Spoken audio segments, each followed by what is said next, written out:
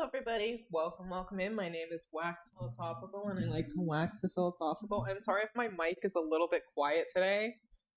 I think I have it turned up all the way without like blasting out your ears. It's because my table fell apart. I can't show it to you, unfortunately, but yeah. Also, I just want to start this entire episode out with a huge trigger warning. We are going to be talking about some credible allegations of SA, unfortunately.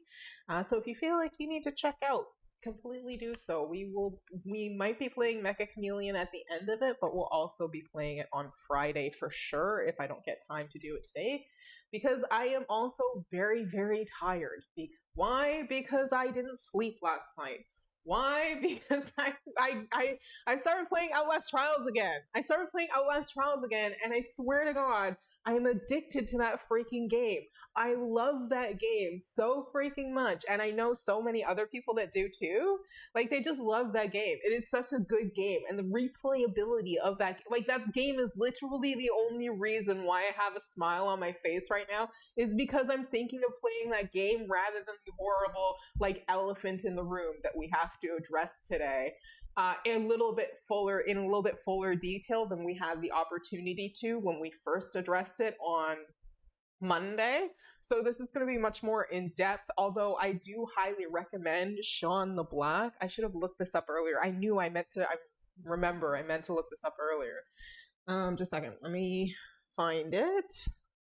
Hopefully he has his VODs available for everybody, because I think he did an excellent job of covering this. Just give me 2 seconds. I'm just looking for him. Sean the Black. Yep, there we go. He's one of the partner streamers. He has about an average of 1,000 views per stream. So he is a bigger streamer, which good for him. Excellent. Oopsies. That's not what I meant to do. Yes. Okay. There we go. Hopefully this works. I don't think it matters when I finished it, because I watched the vast majority of his stream. But go check it out, because he also covers the PLATNER issue, and he does a better timeline than what I'm going to be going over right now, because I didn't have enough time to actually research. I tried to find actual screen grabs of all of the references to the Reddit posts that he apparently made, just so that I can actually see it for myself, because right now all it is through the grapevine, right? So for me, the Reddit posts are currently the least credible, because I haven't seen any actual screen caps of freaking Reddit posts or links to the Reddit posts in any of the articles yet. So as we go through this, we're going to be trying to find something that actually shows the actual Reddit post rather than just the quotes. I don't know why it's driving me crazy, but I would like to actually see the actual Reddit posts. I'm not saying they don't exist. I'm just saying that I haven't seen them yet, and it's kind of weird that they're constantly being referenced, but I have not seen them. And that's not me backing Ram PLATNER. That's just where the fuck are they? Why don't you include a photo of the screenshot, please? And news places and stuff, please include a screenshot of the actual Reddit posts that you are discussing, so that people don't have to try to hunt them down like crazy in the future to prove that they're actually real, because it's incredibly difficult with all of the freaking news articles that are going on right now about PLATNER, and it almost has the effect of washing away that important information, because it comes so buried on the internet that you have to be hyper specific about what you search in order to be able to access that information again. I know that nobody's probably going to hear this, but I figured I would put that out there anyway, because I think that it's a pretty good idea to ensure that the integrity of the information is constantly present and available in the most factual way possible, so that viewers don't have to struggle with debating whether or not a source is credible enough to just take you at your word. And yes, things can be fabricated, but come on, let's be serious here. I every single news article every single news organization is gonna be making the same hit piece on Plattner? I don't think so, right? Like, obviously, somebody has to break it. And I'm sure that they did their due diligence, because if they didn't, then Plattner could arguably sue, which I really greatly hope he does not. We're going to be making some predictions about what's going to happen with the Plattner campaign, and they're not good. Again, please don't take this smile on my face that I'm happy. I'm actually kind of grimacing most of the time. But I am thinking of Outlast Trials, and that does make me happy a bit again. So it's helping me get through this for sure. Jesus. We might play Outlast Trials instead of Mecha Chameleon, depending upon how I'm feeling. And I might also cut it early if I start to feel sick again, because I am feeling a little under the weather. And yes, obviously not sleeping last night definitely contributed to that. But I didn't realize how long I was going to be sick for. So I have to start eating, like, figuring out how to eat, like, solid foods. Because I've been eating, like, cottage cheese and fruit cocktail and, like, yogurt and, like, salad and stuff like that. It feels like it's rounded, but clearly not. I need to include more vegetables and stuff. So I hate tomatoes. So I freaking hate tomatoes. They really are the worst. They're like surprise explosion bombs in your mouth, and you don't know if it's gonna be mushy or if it's gonna be like hard a little bit, like just a little bit. Like, it's got a little resistance when you bite into it, and it kind of like, it's not squishy. Yuck. Squishy tomatoes are disgusting. Like, and I know, like, yes, pizza is delicious, and that's the squishiest form that a tomato can be in, but it still tastes different. Like, it's the delivery of it. The texture is drastically different, like, because those are blended. I know we're on a weird fucking tangent. I don't even know when we got here, but they're blended, right? Oh yeah, because I'm sick. They're blended, right? And so the texture changes, so it's not the same. I'm just saying, tomatoes are fucking awful, but I'm trying to eat them. I've got like a whole bunch in my fridge, and I'm freaking avoiding them because I don't want to eat them. It's terrible. Okay, anyway, enough of this. We are going to start with a different. Oh yeah, this is Sean the Black's video. He has a long intro screen, so I'm trying to think of when he started talking about Plattner. Oh, I'm just gonna... Please don't clap me, Sean. I'm just trying to find your take on Plattner. Oh, it's the entire thing. So it starts at, if you start rolling in and just give it like a minute or two, at 46:31, that's when he starts his stream officially. So go check it out. He does an excellent takedown, although I have a few different opinions than he does in regards to Plattner. Yeah, it's not good. It's not good. But go check it out. FD Signifier also has some great takes. I'm trying to think of who else. There are some people who've had some really poor takes, and then there are people who've had mixed takes. And we're going to be talking about all of them. But first, we're going to start with Everyone Dies of Cancer, a Puerto Rican island poisoned by the U.S. Navy. I saw this article, and it piqued my interest. It is from The Guardian, and I personally view The Guardian as a reasonably reliable source. What is The Guardian's... We'll look it up later, but what is The Guardian's bias leaning? If you know, I have a feeling that it's probably... maybe center lib, I'm guessing. But I don't know who its backers are and things of that nature, because it could be like, who knows? APAC could be one of their donors. Like, who knows? I don't know. I don't think a company is going to turn away more money for running an article or something, right? I mean, I don't know if there's any legal stipulation that they say we were donated to write this or anything like that. But anyway, I digress. We're just on tangents right now, and it's absolutely ridiculous. Let's focus. Okay. For decades, Vikias was a bombing range, leaving a legacy of cancer clusters and unexploded munitions. Now, residents fear the U.S. military wants to reopen its base. Oh God, that already sounds so freaking awful. Okay.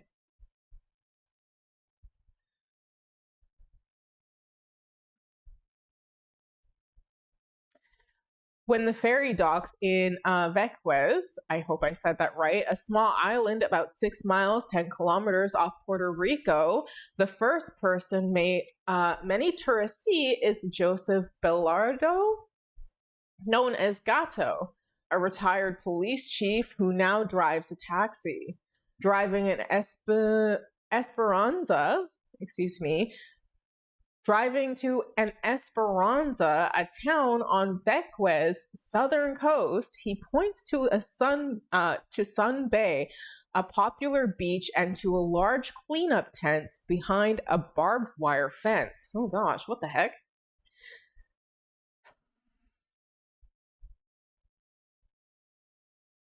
Gatto notes that wildlife preserve riddled with unexploded munitions and a health center recently built without doctors, and mentions a woman walking by whose husband recently died of cancer. What the hell?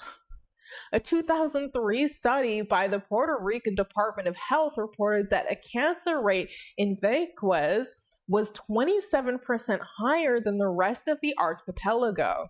Between 1990 and 1994, 35% higher between, Jesus Christ, 1995 and 1999, and 18% higher from 2000 to 2004, with increases for males being even higher at 40%. Jesus Christ, what the hell is this?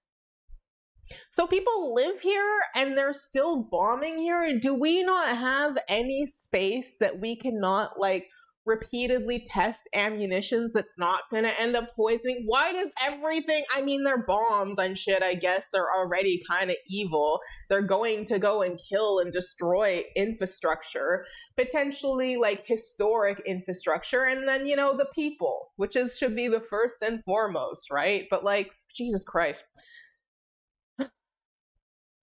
Experts suggest that the main cause of the surgery may be contamination of the soil and water with carcinogenic metals, in part of the island that was occupied by the U.S. military until 2003. From the 1940s until 2001, the U.S. Navy practiced bombing and shelling techniques in Vequez, expanding its control to more than 70% of the island. What are you supposed to do? You basically just get like invaded and it's like, this is ours now. And you're like, okay, what are we supposed to do? You like are bombing us and taking 70% of the island. Even since then, thousands of bombs and smaller explosive devices remain scattered across the island's east side and in the surrounding waters, leaving about a third of the island off limits to its own residents. The Navy is overseeing the cleanup under the U.S. Environmental Protection Agency's EPA Superfund program, which is projected to continue until at least 2032, according to the U.S. Department of War. But I wonder, in between that time, all the people that are living there and born there, are they just consistently having an increased risk of developing cancer? That's insane. What the hell is that? Oh my God, that's horrendous. What the heck? Nobody should have to live under those conditions. That's absolutely abhorrent. I shouldn't have to say that. Thankfully, these people hopefully are too, like, saying that, and it's like, this is the point of the article. Like, I'm assuming that they're not exposing this for like shits and giggles. Jesus Christ. Despite the Navy's withdrawal and ongoing cleanup, residents face persistent health crises and inadequate medical provisions, amid fears that statistics on the island's cancer rate do not reflect the true extent of the contamination.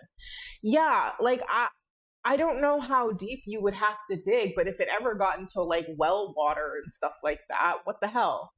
Meanwhile, after the Trump administration attacked Venezuela in January to depose and kidnap the president, Nicolas Maduro, stepped up its blockade and threats towards Cuba, some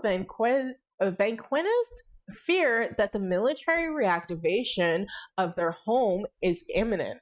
Last November, the Roosevelt Roads military base in Ceiba, I hope I said that right, on the main island was reopened 21 years after it was shut down.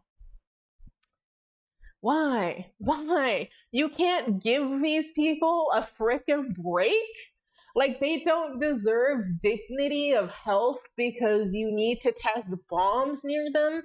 So many bombs that there's so much, like, I'm guessing, radiation from the bombing that people are developing cancer at astronomically higher rates than anywhere else in those archipelagos. And that is incredibly concerning. Even if the cancer rate is low, cancer is one of the most insidious illnesses that you could ever die from. It is horrendous. Like, what the fuck? Dr. Lorna Estrada Martinez of the University of Massachusetts has been assessing since 2020 the effects of the Navy's presence, funded by an EPA grant after years of advocacy from Banquenes. The project lost funding in 2025 at the start of the second Trump administration, but Estrada Martinez still hopes to complete it despite the lack of support. Banquesians have for years supplemented the statistics with stories about personal tragedy. One way of 5-year-old Milivy Adams Calderon, I hope I said that right, who died of lymphoma in 2002. She had above average levels of uranium in her blood. Oh no. Explosive hazard, no access beyond this point. It's a sign, and it is like located at Bardales Key Point on the south coast of Vazquez, near former U.S. Navy bombing ranges. Photograph Carlos Giusti, AP. And it's like a tall rectangular sign, probably about the size of, I'm guessing, a little bit bigger than like your average iPad. If anybody has access to like your average size iPad or whatever, like that size. I don't know why I'm showing it out for OB who can see it. And it's got like a little bomb dropping in the center with like showing that it's exploding with shrapnel going off in all directions and stuff upwards from the ground. Carlos Prieto Ventura, 65, a local organizer, is straightforward and unsentimental when he talks about cancer in his home in Esperanza. In our neighborhood, our community, almost everyone has died of cancer, one house after another, he says. Jesus, what the fuck? Although the Navy continues to deny any kind of connection with them, we don't see how we can have some other element that could justify so many deaths on our island from cancer. We supposedly live in an almost paradise. A lifelong fisherman, Ventura was diagnosed with Burkitt lymphoma in 2024, a rare form of cancer that attacks the lymphatic system. During his chemotherapy, he lost 19 kilograms, 42 pounds. His whole body felt hot, he says, even inside his mouth. Oh my God, what the hell? At 71, Ventura's neighborhood, Zaida Torres, is recovering from a double mastectomy. Oh my God, what the heck? Despite her health challenges, she appears cheerful.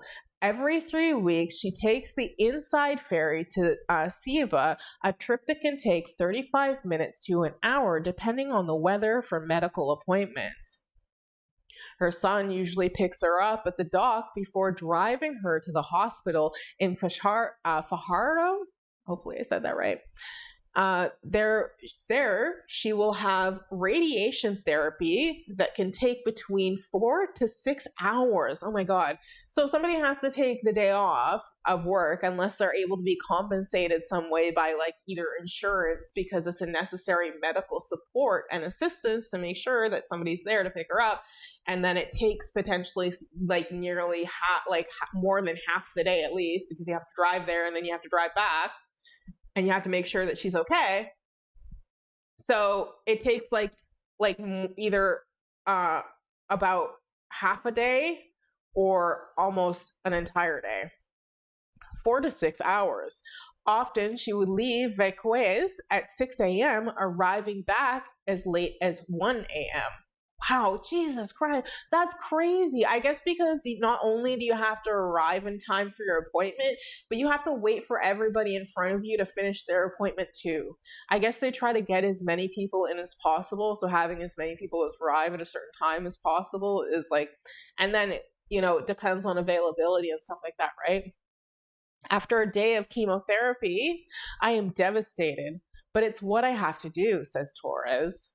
She and other Vauquois have been left with no other option than to seek life-saving medical care on the main island since the hospital was obliterated by Hurricane Maria in 2017. Dude, that sucks. So this is Zeta Torres at her home in Esperanza on Vauquois. Photograph K. Colidizage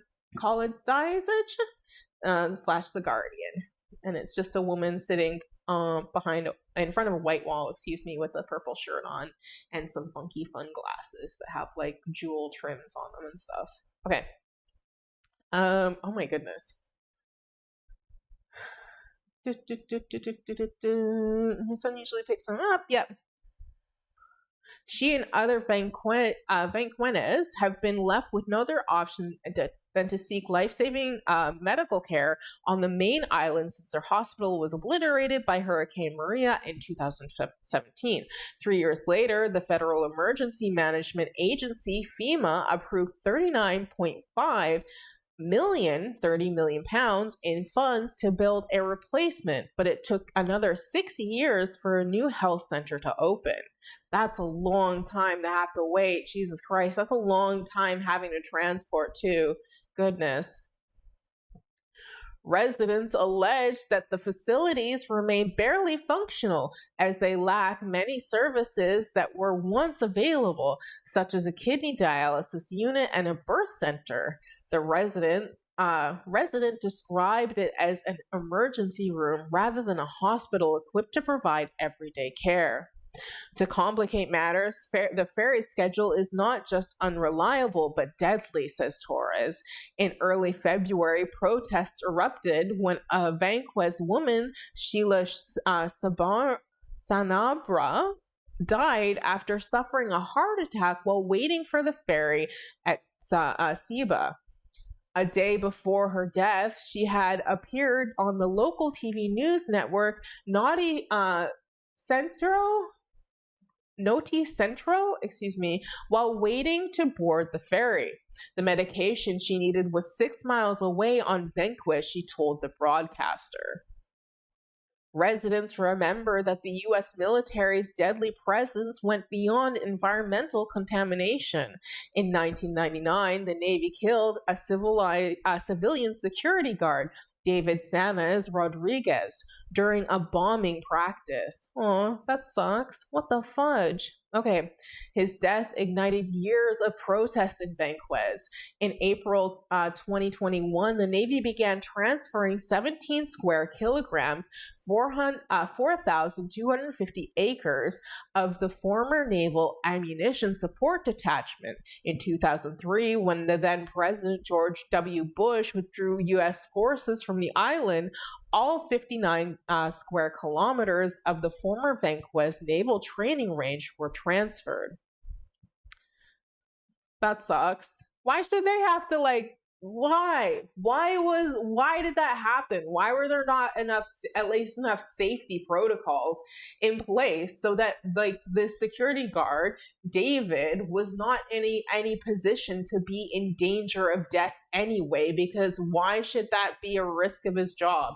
Like when I think of a security guard, I just think of somebody there that's not necessarily required to intervene, but just there to be an observer and to try to remember as much information about what happened as possible, not to like put their life at risk. Like that would be something that they would do on their own. It shouldn't be something that's expected for their pay, right? Like security guards, I don't know how much security guards are paid, but I don't know. When a plane takes off from the Roosevelt Roads base, Monsara Royce's home in Siba goes through what she likens to the aftershock of an earthquake. There are cracks spidering across her ceiling that were not there when she bought the home in 2022, before the new view from a bedroom window became a military airstrip. That sucks. Oh my God. Rosie is a U.S. Navy veteran who spent years in Vanquez before moving to Siba, where she wanted to live closer to hospitals and set up a place for people to stay when traveling for health appointments. Yeah, I mean, that'd probably make it a lot easier. For months, she watched as F-35s, fighter jets, and Osprey transport aircraft take off, especially before capture of Maduro in Venezuela, and has noticed an increase in the number of planes at the base. Many Venezuelans are still grappling with the trauma of naval occupation, Rosa says. Band-aids are getting ripped off. Wounds that were healing little by little have been reopened, she said. You can't heal from something when you're being actively harmed by it, and when you're not able to heal from all this and try to restore our community.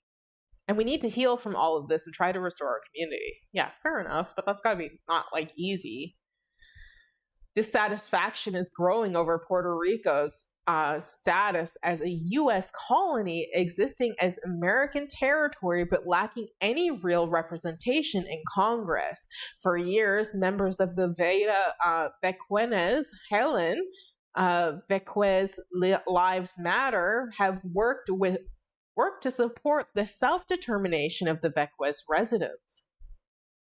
Last month, the group's president, Alexandra Connolly, testified to the United Nations Special Committee on Decolonization about the island's health crisis and the open detonation of explosives as part of the Navy's cleanup process. We ran an island with a colony forced for generations to endure decisions made about our land, our health, and our future. What are we going to leave future generations? A contaminated, displaced island, or an island where children can be born, can grow up and decide their own future? Asked Connolly. This question is on Zeta Torres's mind. She recently joined Connolly at the UN as a petitioner. In 1999, after the Navy killed Santos Rodriguez, Torres helped from the Vanquez Women's Alliance, a group that was instrumental in ousting the military from the island in 2003. The group was amongst the first to inform residents about the link between their cancer diagnosis and the military's munition training. Now Torres mentions a new generation of the alliance who are fighting to support women's health and oppose further mutilization. Despite everything, Torres remains in her home and refuses to be moved. This is my land. I was born here. I'm not leaving, she says. I'll die here. I'll be buried here. I'll stay here. Yeah, no kidding. An incredible self-own? What is this? Oh. Donate if you can, chat.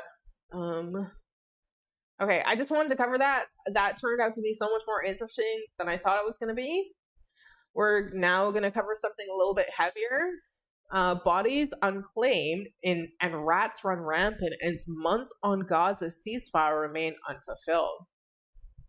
This is by CNN. Let me know if you want the articles. I'll drop them in the chat anyway, just in case. We're gonna get to Graham Plattner after this. I'm just drying my hair right now, and I'll put it up in a second in case it's driving you crazy. What the fuck? Anyway. Okay.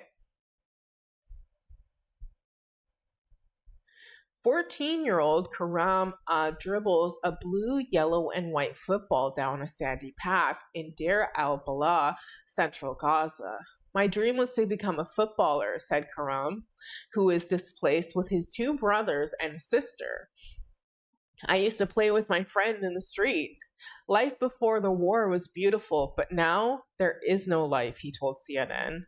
Around the teenager, Gaza's deep blue triple C tipped horizon has turned into a panorama of burned farmland, charred orchards, and mountains of rubble. As the UN and Iran, trying to turn their truce into long-term peace, CNN has spoken to, that broke today, unfortunately. I think that it was Donald Trump that said the Memorandum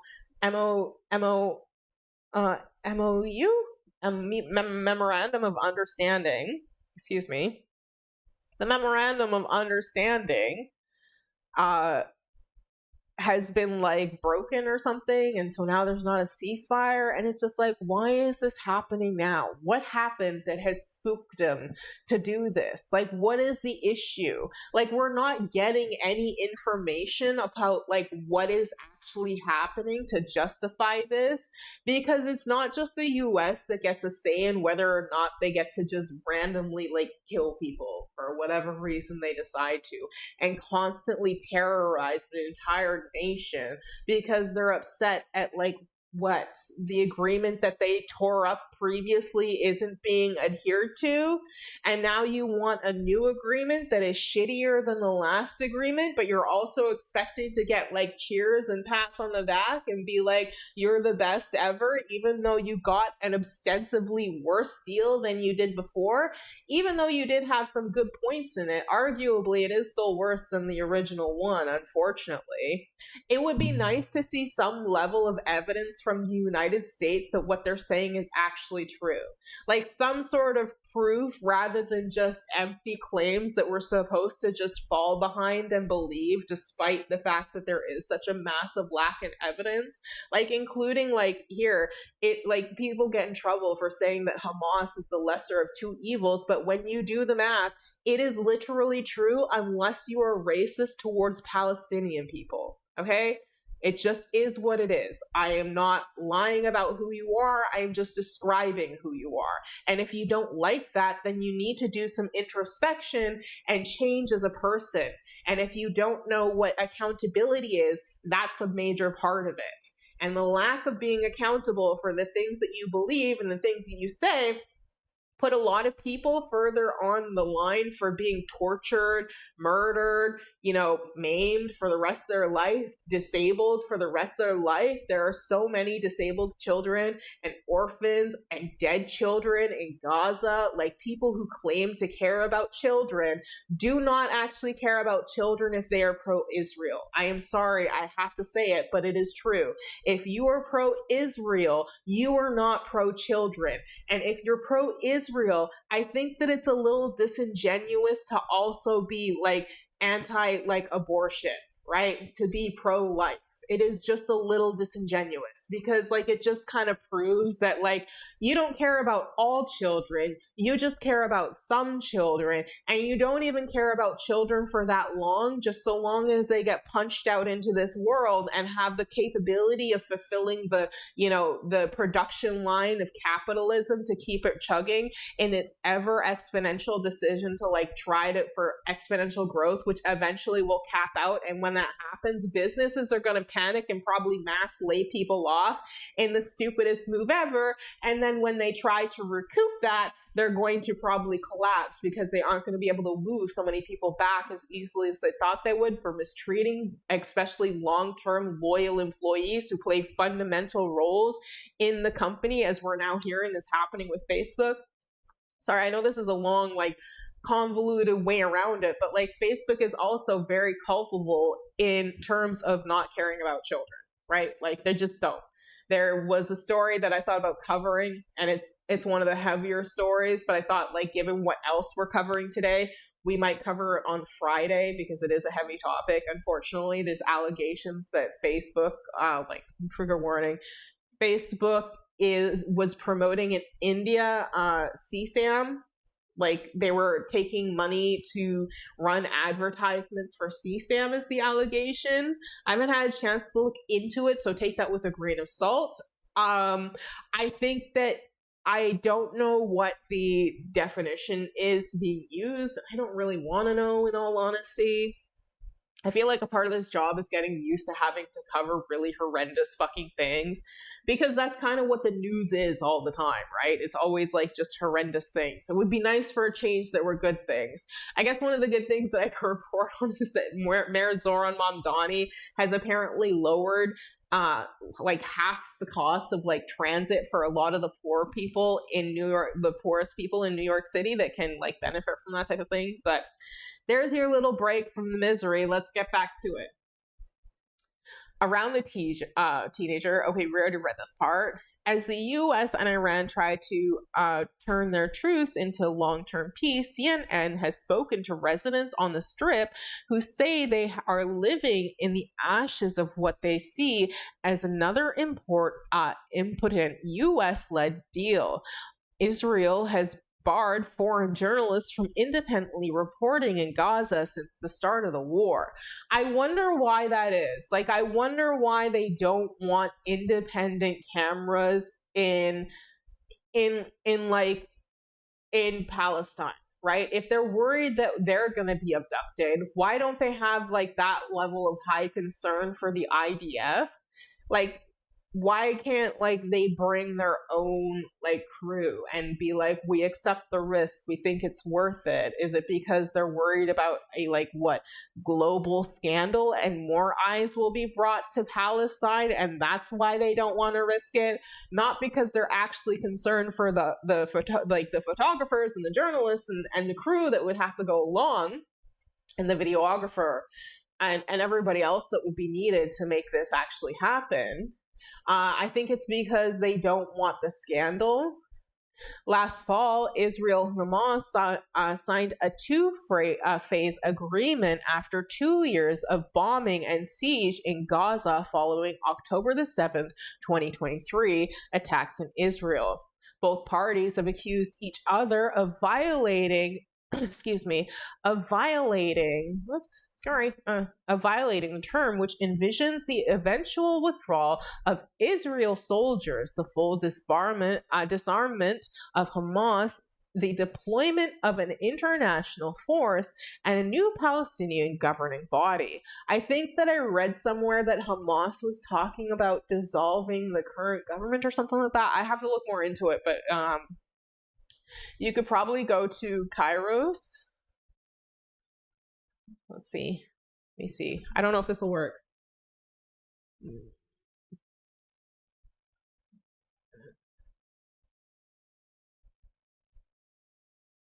Okay, how do I spell your name? Damn it.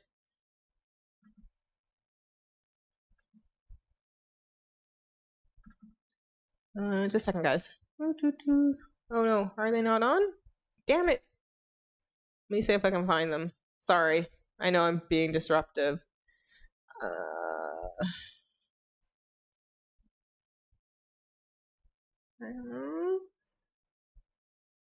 Come on. Oh no. Damn it. I forgot how. Oh, there we go. Kairos Rev. Right. Yay. Whoopsies. Go check out Kairos Rev.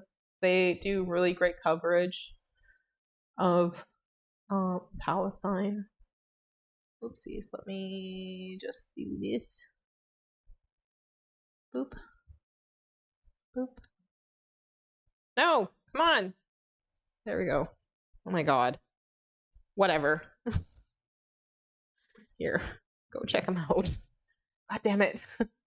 That did not work the way I wanted to. Anyway. Palestine remaining governing body. More than 8 months on, there is a little sign of progress. Instead, Gazans face a dangerous status quo. Nikoli Mulavadov, a former UN official tasked with implementing the deal, warned in May. On Thursday, the Board of Peace created an to advance the ceasefire plan in Gaza, touted 2 days of highly productive meetings in Cyprus, but the path forward remained unclear. Officials have not yet set a timeline to bring in Palestinian technocratic committee to take governance of the enclave from Hamas, but the proposed international force to support Gaza's security infrastructure is yet to materialize. Israel has further entrenched its occupation of Gaza beyond the yellow line and continued to target Hamas members. Last month, Israel Prime Minister Benjamin Netanyahu said he ordered the military to seize control of 70% of the enclave and suggested it could take even more. Because of course it did, because this is literally just a very slow moving genocide, so that not too much dust is brought up. Like, you can have a flotilla here and there, and maybe it makes a little bit of news, and you entertain it for a while, and you wait a little bit until you say you got a ceasefire, and then you just wait for things to die down again, and then you do it again. It's like, oh, and it's a repeating cycle because Gaza does unfortunately fall out of the news quite frequently. Meanwhile, Hamas, and that's not to say I'm talking about Twitch streamers, I mean big news, it tends to fall out sometimes. And so it can be a long break, and I'll notice finally after a couple of days if I haven't seen anything, make sure to search it sometimes. Meanwhile, Hamas has regrouped, refused to give up its weapons, and extend its control in the enclave. Then on Monday, the group announced it would dissolve the government in Gaza. Yeah, a move analysts say puts pressure on the Israelis, on Israel, to fulfill its requirements by the state as stated by the deal. The death toll is steadily mounting. At least 1,059 people have been killed and 3,429 injured in Gaza by Israel attacks since the ceasefire deal was signed on October 11th, the Palestinian Minister of Health said on June 21st. That doesn't sound like a ceasefire deal to me. I don't know.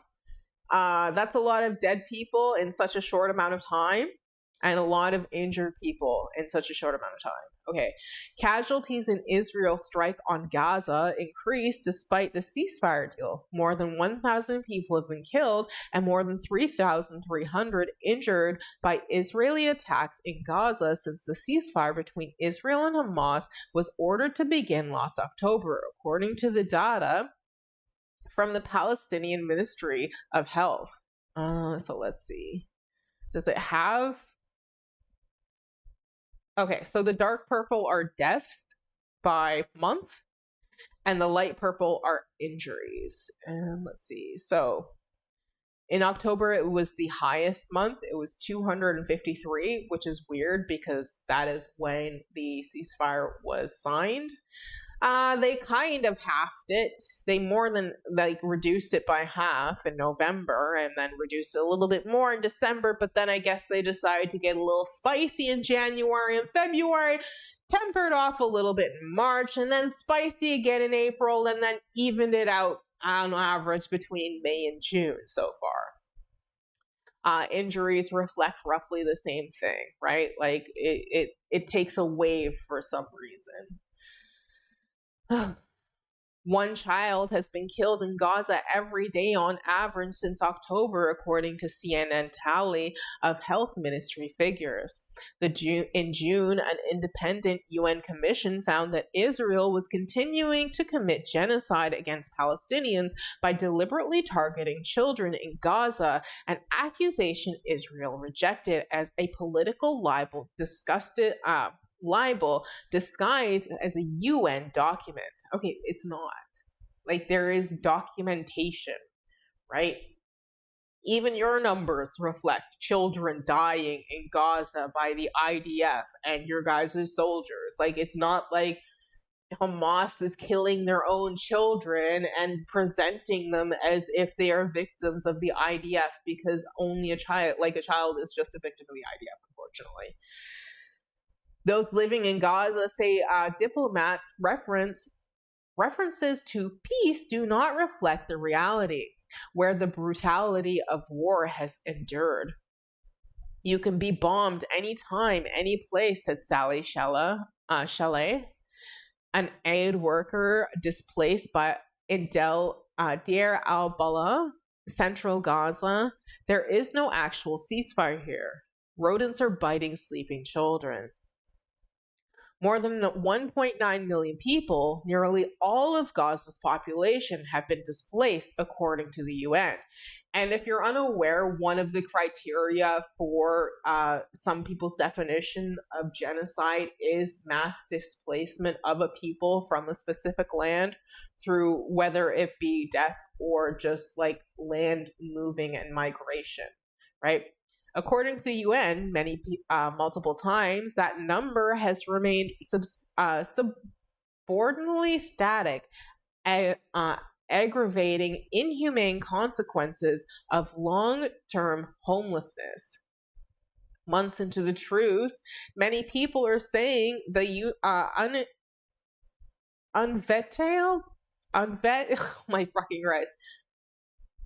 unventilated improvised tents, my brain just like melted saying that word. Unventilated improvised tents were rashed, and others ectoparasitic infections. Tents were rashes and other ectoparasitic infections, when parasites burrow into the skin, have increasingly begun to spread. The UN warned at the end of May, in its most recent report, the UN said such infections had hit more than 80% of all displacement areas. Rats, cockroaches, and weasels run amok, tearing through limp tent sheets and biting children and newborn babies in their sleep. In some cases, they are directly attacking people, said Shala, the head of emergency in Gaza for the UK-based NGO Medical Aid for Palestinians, MAP, elderly people and those with disabilities are less able to avoid rodents, especially at night.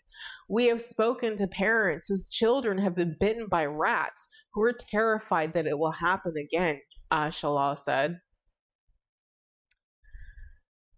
Elsewhere, residents have resorted to digging cesspits, and as latrine stocks run severely low, leading to soil and water contamination, according to Hosni Nadim Mohana, a water municipality spokesperson in Gaza City.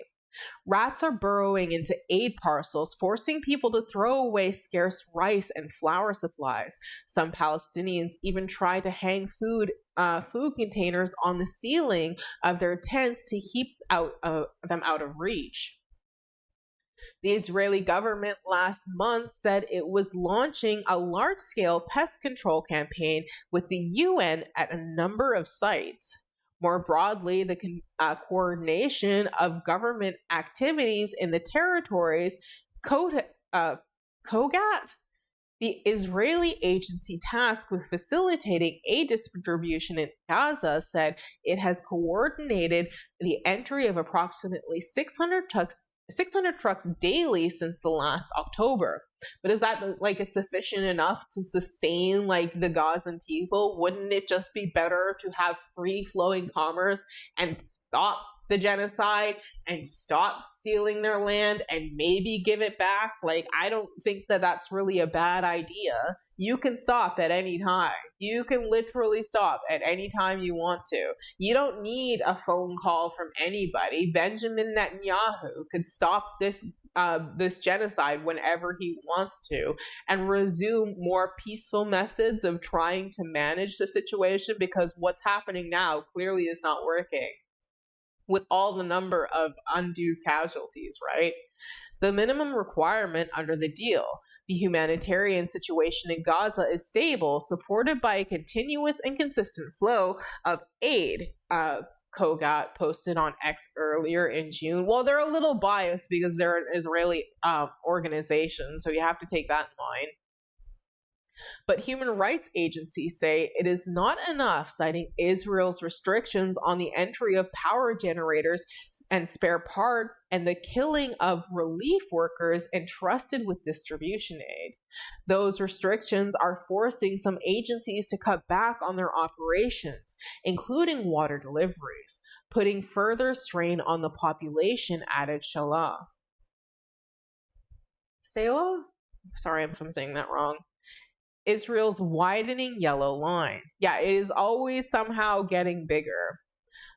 Children stand in a landfill site in Gaza City on June 8th. One official told CNN the prevention of municipal crews from reaching the main landfill site east of Gaza City in Johor al-Dik has caused 370 cubic meters of waste to accumulate. Jihad al-Shahrafi, AP. Children displaced by Israelis campaign in worn-out tents near pooled sewage water in Gaza City on June 5th. Over 350,000 children below the age of 5 are at risk of severe developmental delays, a UNICEF spokesperson said. Hadi Dawad, Appa Image, Shutterstock. Okay. Israelis military's recent expansion of the quote-unquote yellow line has been driving fresh waves of displacement, warned Shella. Overhead strikes and gunfire across densely populated areas have intensified, she said. The Israeli military's ongoing expansion of seized territory in Gaza and the movement of the so-called Yellow Line has been driving new displacement, warned Shala, over strikes and gunfire. I don't know why this is repeating. What the fuck? Anyways, I hope this isn't AI. That would suck. Even when families do find a fresh patch of land, mounds of soil waste and sewage pools blight the environment after Israelis' campaign rendered distillation plants, wastewater treatment, and sewage management systems inoperable and inaccessible. That, combined with the reams of uncleared rubble, create a hotbed of mosquitoes and rodents, according to Mahana, the water municipality spokesperson. In Gaza City alone, 250 million tons of debris have accumulated, Mohana said. Several severe limits on the entry of waste compactors and rubble removal machinery curb authorities' ability to efficiently collect waste, he told CNN. Some relief workers are using donkeys and bulldozers to remove solid waste, according to Louis Waterridge, a communications officer for the UN Children's Agency in the Middle East and North Africa. CNN has reached out to Kogat for comment. I wash my shoes every day because the sewage, said Shala. Gaza now is just a place where no creation can live. Oh, that's really sad. Most of the potent the most potent reminder of the bloodshed lies in the thousands of people buried under debris. Palestinian officials have recovered 784 bodies since a truce last October. The health ministry in Gaza said, however, at least 7,500 remain missing, buried under the rubble, the Palestinian Health Ministry told CNN on June 28th. The longer the deceased person remains under the rubble, the less identifiable they become. Pat Griffiths, a spokesperson for the International Committee of the Red Cross in Jerusalem, told CNN, adding that human remains need to be treated with dignity. There's more of a risk that this circumstantial evidence might be lost, he added, citing height, fingerprints, dental records, old injuries, scars, and birthmarks, all identifying information that becomes more valuable in the absence of DNA testing kits in Gaza. People continue to write, to speak, and to hope. With no sign of definitive ceasefires in Gaza, a new generation of Palestinians say they are psychologically scarred from the horrors of the present and paralyzed by the task of building the future. Shalah said one of the most striking symptoms of children trying to process the death and loss in Gaza has presented when they are playing. I've seen children simulate funerals or act of burials, she said. Oh, Jesus Christ, that's awful. Older students and professionals face an existential struggle to find a job, according to Yaha Hamarna. Hopefully I said that right, I'm so sorry. A 24-year-old author displaced in Gaza City as of May. The rate of unemployment in Gaza had gradually risen to 85.1%, according to UN's International Labor Organization. That is high. Holy crow, that is crazy. I'm not surprised, though, given the condition that Gaza has been put in. And then you have settlers building up land on top of it. It's just like, don't you see the parallels at all here throughout history? Are you not, like, cluing in as to what's going on? It is very clear. Before October 2023, that figure stood at about 45%, according to this PCBS. Palestinian men are often portrayed through a narrow security lens rather than as individuals living under extreme conditions. This framing is dehumanizing, Hamarna added, as physical markers of life in Gaza are erased. Al-Hamarna has turned to storytelling as an act of preserving memory, citing Rafat al-Rir, the famed professor who was killed in an Israeli strike in December of 2023. He represented thought, culture, and the power of words, Al-Hamarna said. People continue to write, to speak, and to hope, and that in itself is a form of resistance. The story has been updated with additional developments. It didn't highlight what those were. I can't remember if I linked this. I think so. Yes, I did. Okay, good. All right. Let's get to it. So, what do we got to do? Whoopsies. There we go. We're going to talk about Graham Plattner. Yep. Unfortunately, sadly, I am very, very sad about this. I'm not happy about having gotten this. Sorry, I just got to tie my hair up. It's driving me crazy. Having gotten this prediction right. Now, I've got to admit, I did not expect anything like this to fucking come out. I was expecting him to maybe just, not be the person that he was. I mean, he didn't turn out to not be the person that he was pretending to be, apparently. which is very, very unfortunate because I was really, really hoping that I was so fucking wrong about this. And then it turns out I was more right than like I imagined. And so many other people were too. And that really actually sucks because I liked what Plattner said that he stood for. But I think that that his credibility has sort of gone out the window now. I think that it is amazing, despite the fact that this should be an undeniable line. It is still a deniable line for many, many people. And, you know, I'm also trying to take into account that a lot of people that I'm probably seeing from are actually not people at all, but they're bots, right? Like they're probably potentially bots, either paid for by Plattner or somebody else. Like, I don't know. I'm not actually accusing him of using bots, but I know that that's a tactic that people use. And honestly, like, I would not put it past the politician to be using bots, okay? Like, I'm just not going to be and pretend to be that naive. I think that it's a reasonable assumption to assume that, yes, some politicians use bots to try to either suppress certain concepts and ideas, because by and large, if you go on Reddit, the first comment is likely what the rest of the Reddit will say, which is kind of weird, right? Like if you go and you check it,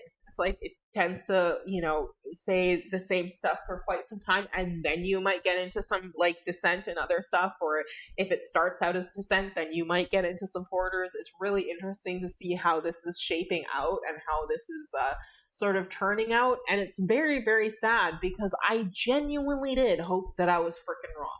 I did not think that this would be the thing that comes out at all. I didn't predict this, that's for sure. Yeah, I like literally just thought that he would just like, you know, be more Republican. I thought that he was just going to be more Republican, and I guess I was right. I guess he like, has anybody like here's the thing.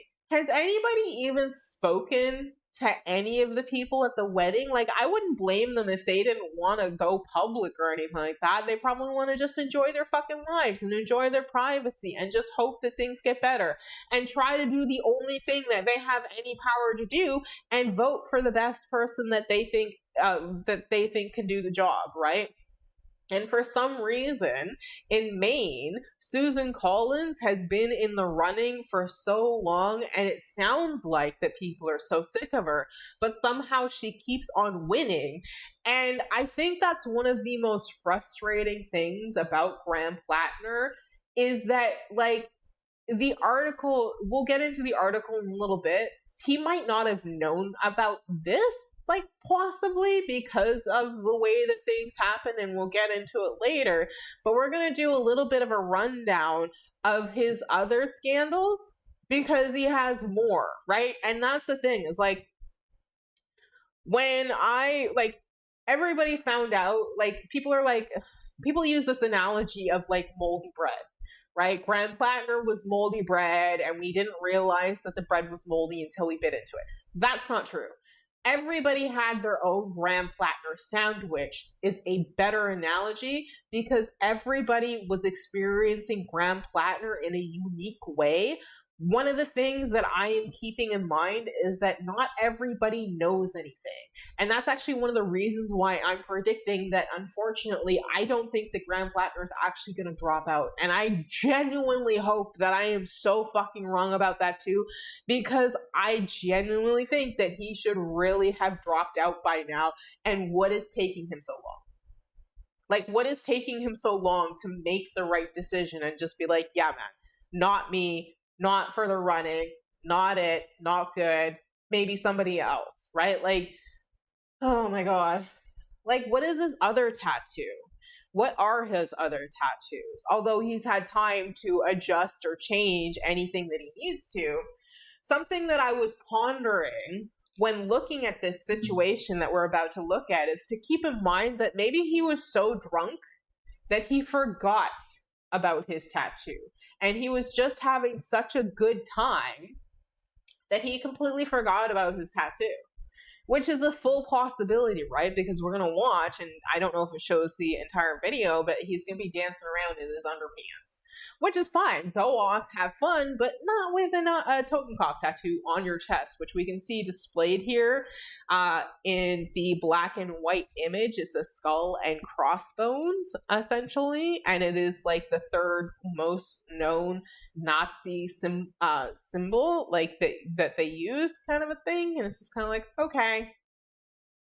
Whenever I'm out and about and I'm seeing people, I do look at their tattoo art to see if it is Nazism, like in Nazi in nature, right? Like I do. I go and I check out your tattoos. I'm like, nice stuff and stuff like that. Like, is it okay? Like I do it once over. I can't help it. I got to do it.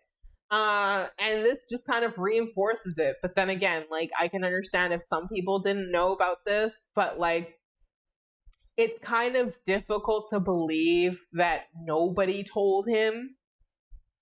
He, you know, I don't think that this video was necessarily taken of him in a malicious kind of way. I think what was actually going on and what happened is that somebody just took the video and was trying to be, was just trying to have fun, right? Like they might not have known. Maybe they were showing the video to somebody else, right? And they noticed the tattoo and they were like, holy shit, do you know what this is? And they didn't have any reason to do anything with the video or anything like that. Like maybe they didn't approach, nobody approached any of the people that got that tattoo on that fateful day. Nobody? None of them? And none of them, if they were approached, I still stand by this. None of them, if they were approached, never went around to their buddies and been like, hey, bud, guess what? We fucked up. We got a fucking Nazi tattoo.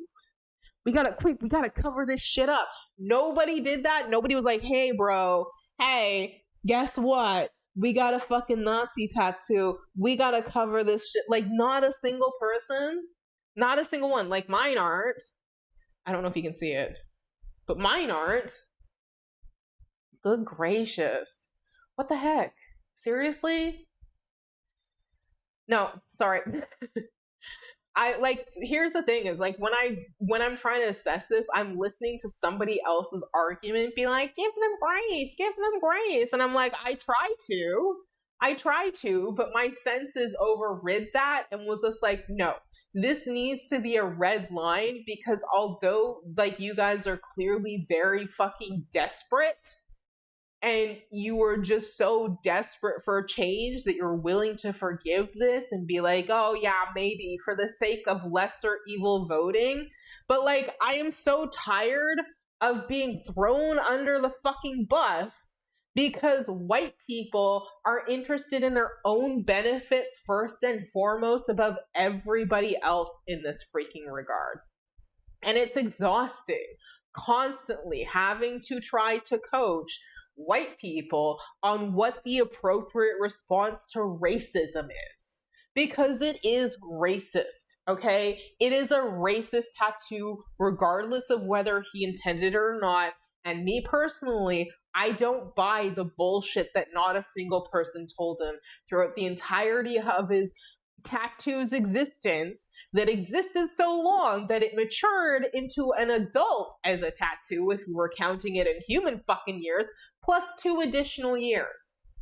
So that's a long time. Do you remember how long it took for you to get to the age of 18 or 20 and that difference between those 2 years? Right? And there's also allegations that people in his staff were set to resign and offered to be paid out $15,000 if they signed an NDA or something. This is just another allegation. I haven't had time to look into it too deeply. I suggest you do on your own, obviously. But without further ado, we're going to get into this. We'll get into people's reactions to this on the online left, because some people's reactions and then some people's responses to this were not reflective of like their true support for Graham Plattner throughout this entire fucking debacle.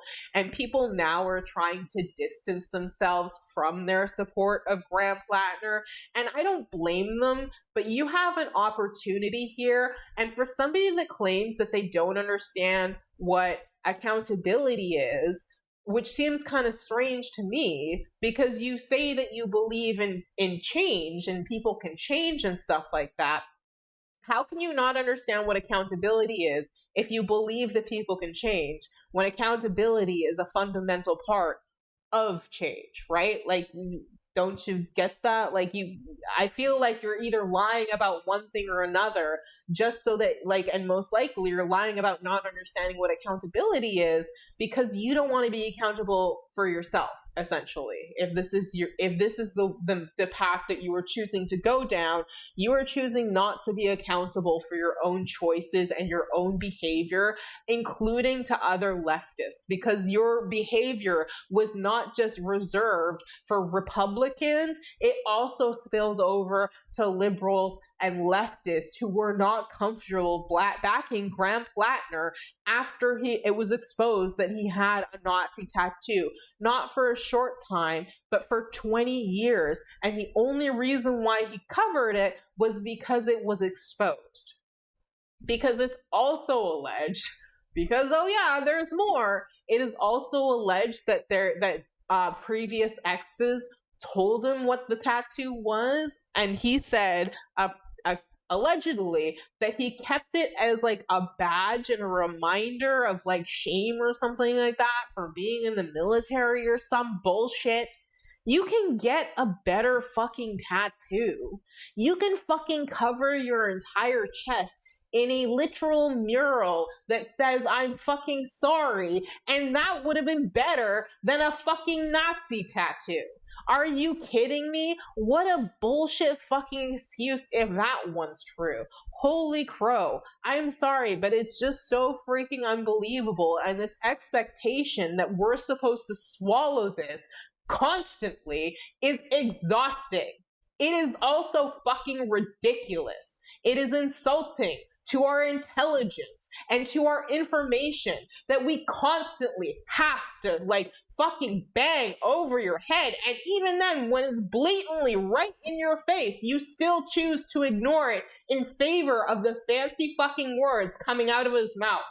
And you were warned, not just publicly, but also privately, about the real concerns surrounding Graham Plattner. Concerns you say you respected, but still, when it came to talking about his tattoo, you defended the potential of him not knowing more than you said that there was a likelihood of him knowing. You like literally started saying things like, and I'm paraphrasing, if you don't fall behind Graham Plattner, then you line up with Israel, and what does that say about you? Which is incredibly dishonest and is obviously a straw man of an argument, because that can easily be fucking reversed onto you, because I'm pretty sure, despite Israel's behavior, they don't like Nazis either, and I'm sure that you don't fucking like Nazis, so I guess you have something in common with Israel also. So what does that say about you? Honestly, absolutely ridiculous that you couldn't be accountable for having said these awful things about so many people who were just trying to show you that your bread sandwich was fucking moldy before you stuck it in your mouth, but you guys had to put your sandwiches in your mouth because you were so diehard hungry for any sort of change that you would have accepted anything until it personally became a red line for you. And what was a red line for you, while you ignored having the opportunity to support so many people who were negatively affected by this concept and this idea getting into a position of power over like a very pivotal seat and something that in a very vulnerable fucking race. Like, it is crazy to me that so much time has been wasted, and now people are trying to back away, saying that they don't have the power of influence over me. But you know what? The vast majority of people that I saw on the online left supporting Graham Plattner were both Caucasian and under 50 fucking years old. Okay, so you don't get to blame it on boomers anymore. You don't get to point to boomers and be like, no, we're not from Maine. We don't have any influence now. Like your Schrodinger's like political commentators here. Sometimes you have exponential impact and power, and then when it's convenient, you don't. And it's kind of like, I think it's about time that we've gotten into the position where you need to pick a lane and then be accountable to the one that you pick. Either you are so eeny weeny, ooh, so small bean, ooh, so small bean, have no impact whatsoever. There is no such thing as the bump. There is no such thing or any purpose to doing any of this and trying to convince people in any meaningful way to pay attention to these issues and that they are important, or you are actually somebody who has power and influence in these races. And even if it is not the biggest impact, you still play a role and you still do have an impact on these elections. And that is why you do what you do. And therefore you need to be accountable for the ways in which you mishandled this situation. Nobody is saying anybody is arguably a bad person. We're just saying that you had an awful take and you were provided information months and months and months in advance, because we all found out that the bread was moldy at the same time. And the people who tried to warn you as you went to go put that bread in your mouth, after repeated attempts to show you different angles and more mold sprouted up on the bread as you were bringing it to your mouth, did it take you to actually have it in your mouth for you to be like, yeah, this is actually pretty fucking foul? And that is offensive. Honestly. People deserve better than that. You are either allies to us and you will listen to our concerns and you will stand with us when it matters, or you won't, and you will distance yourself from the mistakes that you made and pretend like you didn't make them and not be accountable and not change and not see a difference in the future because you fall for the same bullshit over again. You guys America is in an abusive relationship with its own government. And it's very blatant and blazing to see, because Graham Plattner is a shining example of just how desperate people currently are, that they let the Nazi tattoo not be a red line, but is still continuously referred to as just a red fucking flag. That is embarrassing. That right there is what impacts your credibility in regards to gauging new potential incomers. If you are not willing to admit that, yeah, we made a mistake when people told us that the Nazi tattoo should have been a red line, when the 5 tours should have been a red line, when the first accusations in combination to all of the Reddit posts and all of the comments about how women should be accountable and people should be accountable for what they wear and how much they drink in order to avoid getting quote unquote blackout drunk, to the point where they are in a vulnerable position and can't take care of this. They should take responsibility for themselves. Black people don't tip well. Yeah, he had that classic in his book. Oh my God. And then there was the discussing how exciting it was to be able to go into combat. It's so high energy and all this other shit, and how happy he was to do these things. Because it's not like he went 1 time, 2 times, 4 times. No, he went 5 times. And it wasn't even all for the same organization. It was for Blackwater afterwards. Although he makes excuses claiming that no, it wasn't actually Blackwater. It was just some affiliate of Blackwater, as if somehow that makes it better. Were they doing something different that we didn't know about that you have yet to explain? Are you declassified enough to be able to explain what your service was actually like? Not that it matters now, unless he decides not to drop out, which I'm suspecting he's currently waiting to see how the dust settles, to see how many people are actually able to be informed about this issue in an actual serious way, to get them to take it serious. Because I've seen them mix online, and a lot of them are a whole shitload of whataboutism, saying that the new allegations are from a plant and somebody who's been paid, or lying, or is politically motivated, or it's convenient timing. And like, I have counters to all these kinds of things. I know we said we get into it and I went into a huge rant, but it just blows my mind that so many people, and it's not just one person, are avoiding accountability for their backing of Graham Plattner and trying to distance themselves and refusing to hold their white counterparts accountable for their behavior. It is crazy to me that you think that being like, yeah, that take was bad, is somehow throwing somebody under the bus when all you're doing is being accountable, which not a surprise to me, given you said that you don't understand what accountability is. And if you genuinely don't understand what accountability is, then you need to ask somebody to explain it to you and why it's so important, although I don't think that that's actually necessary, why it's actually important, and how insufferable it is to be around somebody who refuses to be accountable for their behavior, and how damaging it can be to the people around you. Because somebody who is not accountable for their behavior does not give a flying fuck about anybody else. So if you, like, I am honestly having to do an FD signifier and take a break from like a lot of people on the left right now, because so many of you, and primarily and especially Cenk Uygur, holy fuck, what a shit take he had. I am not at all surprised that he's had the take that he has, given his history, and we'll get into that when we get down to him. Without further ado, though, I've been rambling on for some time. We're actually going to get into what the nitty-gritty of it is. I know that was a long rant. I'm very sorry. Whoops, I forgot to turn the volume up. Sorry about that, guys. There we go.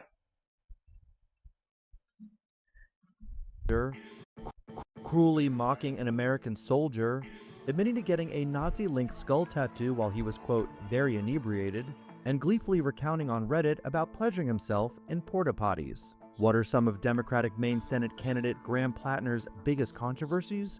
Here's what you need to know. Democratic Senate hopeful Graham Plattner landed himself in hot water again on May 20th, when comments from a burner Reddit account linked to the controversial lefty were recently uncovered by a freelance journalist. In a series of since-deleted posts from his infamous P. Hustler Reddit account, Plattner, an oyster farmer and self-styled ardent foe of the billionaire class, reportedly defended a Marine who urinated on a dead Taliban fighter, confessed that he joined the Marines to, quote, Marine. Out of curiosity, I don't even know how they figured out this was Plattner. Out of curiosity, what would you say to the many Marines and soldiers who took trophies and desecrated bodies while fighting the Japanese? I find the urinating on bodies as a poor choice, but only because of the current state of media affairs. What? It's amusing that today killing a man isn't worthy of comment, but God forbid you display dominance? Only 50 years ago, and for the rest of history of warfare, this stuff was pretty standard. Oh God. Who urinated on a dead Taliban fighter, confessed that he joined the Marines to wanted to have an adventure and kill some people, joined the 04, did Fallujah and Ramadi, and managed to both. Hell of an excellent experience. And this was from January 20th, 2020. Like, that was only 6 years ago. That was not that long ago.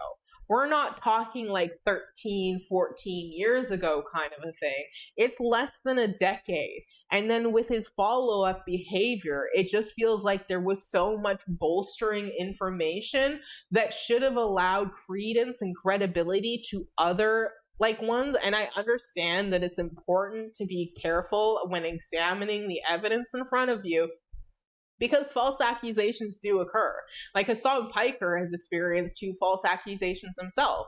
And if you're unaware of what those are, one was somebody came out like for somebody else for some reason and made a false accusation. And the person that was like claimed to be the victim, who is now tied to this concept because not everybody who saw her message were the same people that saw the person that came forward's message, said that none of what the other person had said was true, defended Hassan Piker, and made it clear that none of the information like that was said about the situation between the two of them was true in any regards. And then there was another one about his adventures overseas. And if you go and look into the investigation, you'll see that it disproves what is being claimed by the nature of the investigation itself that was closed before this other investigation that people are now trying to link to him and make accusations towards him. So I do understand that it is important to look at the information for what it is and make an informed assessment and not just believe everything just because.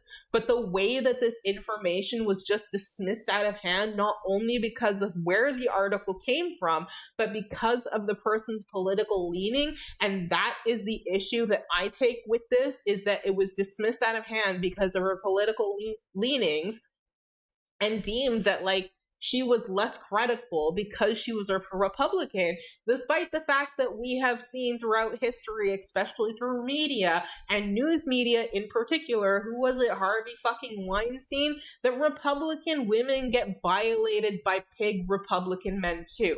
Look at fucking Donald Trump. Look at Jeffrey Epstein. Look at fucking Elon Musk, okay? The list goes on relentlessly. And that was also something that I saw in this entire campaign, including this backlash campaign that people are trying to shuffle and through the dust and have as little settled on them as possible, and shaking off bad opinions and completely ignoring what they used to say, is endless amounts of whataboutism. What about your guy? What about Al Franken? What about Bill Clinton? What about this guy? And it's just kind of yes, but why do we have to just because? And it's well, Susan Collins, it's well, if you vote for Graham Plattner at this point, I don't think that you really have a leg to stand on with Susan Collins if your main argument against her is because she voted for Kavanaugh and had Roe v. Wade overturned. But also the issue with Kavanaugh is because he has his own sexual assault allegations against him, and I think it's probably pretty reasonable to assess that he is likely a fucking secret Nazi also, or a white supremacist, something around there. And it's just been so incredibly frustrating. Listen to these people just sort of try to meander their way around their own shit piles of opinions that they had that they refuse to clean up, and are teaching their audience how accountability apparently isn't an important thing in this regard. And it's just you had plenty of opportunities to find somebody else. And one of the most damning aspects of this entire experience is at the end of all of this, at the end of all of the trying to maneuver around accountability, it was stated something that confirmed something that I said, was that Graham Plattner just showed up saying the right things and people just jumped on board without even considering alternatives. Because at the end of all of it, what I'm hearing consistently from a lot of people is that they don't even have any fucking idea who could replace Graham Plattner. So we're going to be going over that too, because I don't want this to just be a shitstorm onto people. And I know I'm yapping again, but I don't want this to just be a shit on people. I want to actually make this constructive criticism. So we're going to go through some of the other candidates briefly after we get through this. But one hell of an experience. This was only Quote, 6 years ago. Have an adventure and kill some people, and gushed over a user. Oh shit, you got the hot rod cock from Manas? What? Post showing a collection of phallic graffiti from their I don't care military about era. this part. In another Phallic graffiti, this is nothing burger controversial garbage post, stuff. the Maine Marine vet chided about and If it had just been that, why would that ever have been a controversy? But it wasn't just that. That should, I don't even have that in the card of things that I'm giving a shit about here, right? But there are reasonable things that should have been red lines that have always seemed to be acting as just red flags. And the weirdest part about it is apparently murderers are forgivable, but rapists aren't. Why is it that somebody could sexually violate somebody and they're not forgiving them, but if they murder the person, then they're forgivable? What kind of logical through line is that? Shouldn't both be fucking awful? Shouldn't both just be awful things that like are unforgivable? Like, what the hell is that fucking logic? So if somebody like raped me and then murdered me, does the murder cancel out the rape and then they're forgiven? Like, how exactly does this system work? Because it doesn't really seem to track in logic here. What exactly is it? What exactly is it that like is going on here? Because it feels very, very like mushy almost. It doesn't really make sense to me. That order of like priority doesn't really make sense to me there. What the heck is going on with that? An American soldier's viral body cam video from Afghanistan, where he was shot at least 4 times and earned a Purple Heart. The terrifying footage showed Private First Class Ted Daniels moving into an open area as a diversion tactic to help his squad mates get to safety, while weathering shrapnel and calling out for help as a storm of bullets flew all around him. I'm hit!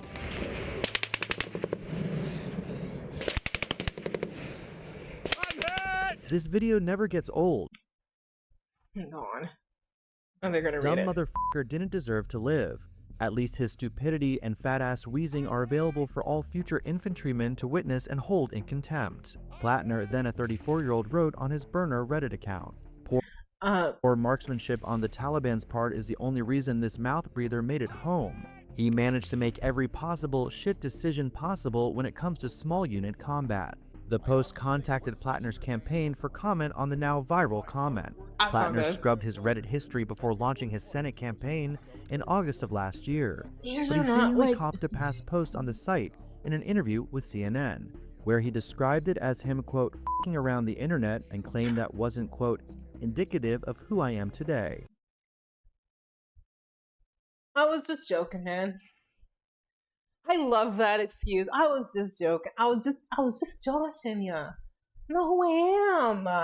Yeah, I know I said the N-word a whole bunch of times. What are you talking about? You can't forgive me after all that. I've changed. Totenkopf tattoo. What are you talking about? Come on now.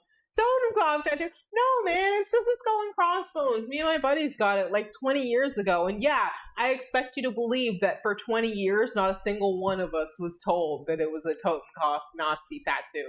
Even though, like, you know, it wasn't just one of us that got the tattoo. It was multiple of us that got the tattoo. Yeah. Nazi? What are you talking about? Come on! Several other now deleted comments have also caused a stir. In one post on the military subreddit asking fellow vets, what are some familiar scents that bring you back to reality or nostalgia? Plattner commented using his Reddit burner account, something that might be considered a bit TMI. I still have to off every time I sit in a porta that blue one. Again, how are these his most controversial ones? Like, where are the other ones? Where are the ones that say that he, you know, blamed, you know, sexual assault victims to like have some responsibility in the they should take some responsibility in the assaulting experience, kind of a thing, and the clothing that they wear and how much alcohol that they drink, because those aged like garbage, those aged like milk.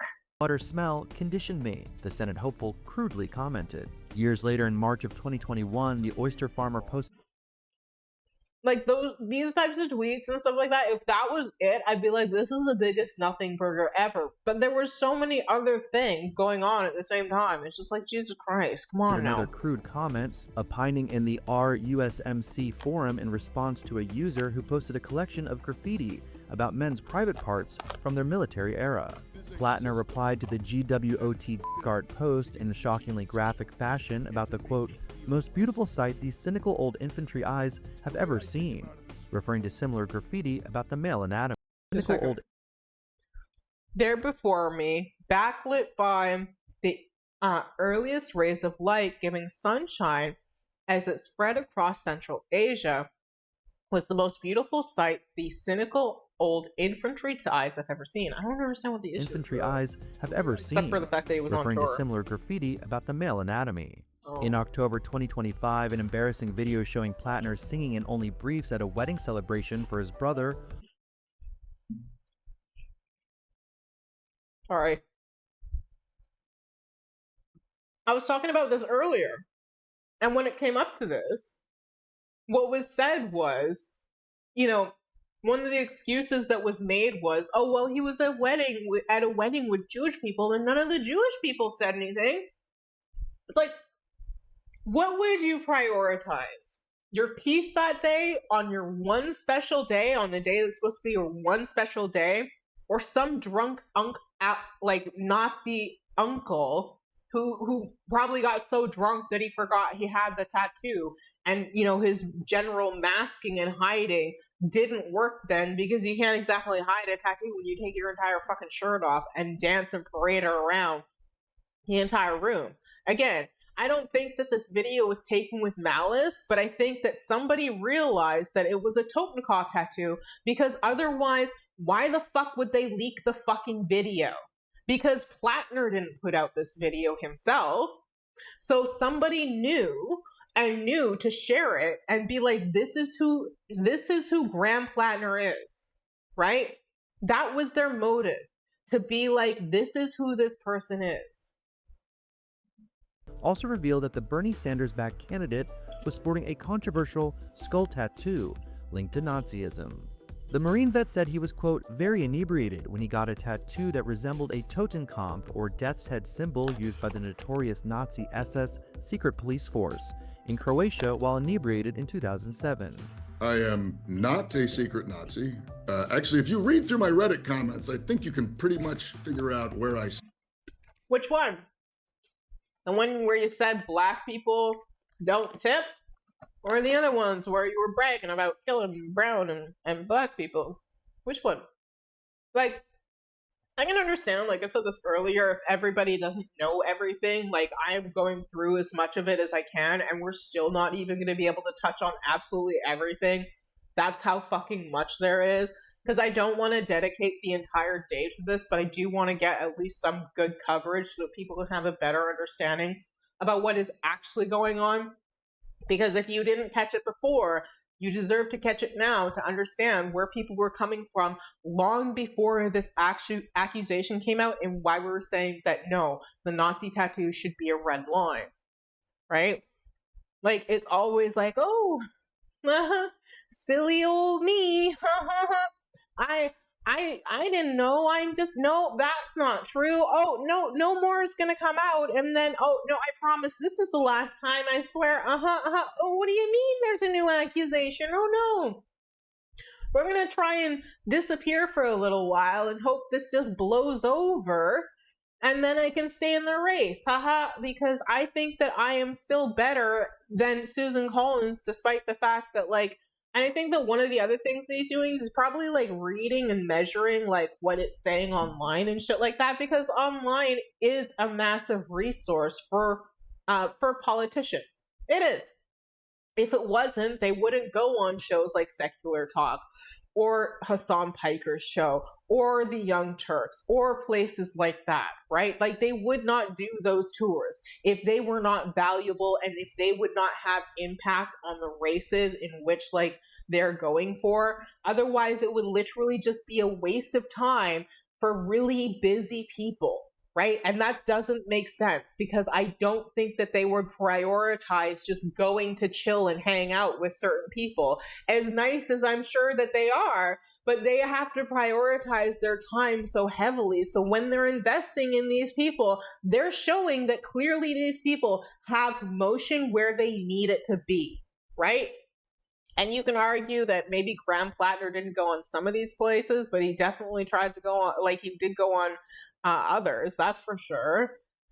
And yeah, like, I don't know really what to say to the online left, who's now trying to pretend like they don't have any emotion all of a sudden, and like to distance themselves from Graham PLATNER rather than take the lessons that you could be learning from this and do better next time. But you're just kind of like, no thanks. And it's just like, all right, what do you expect us to do at this point?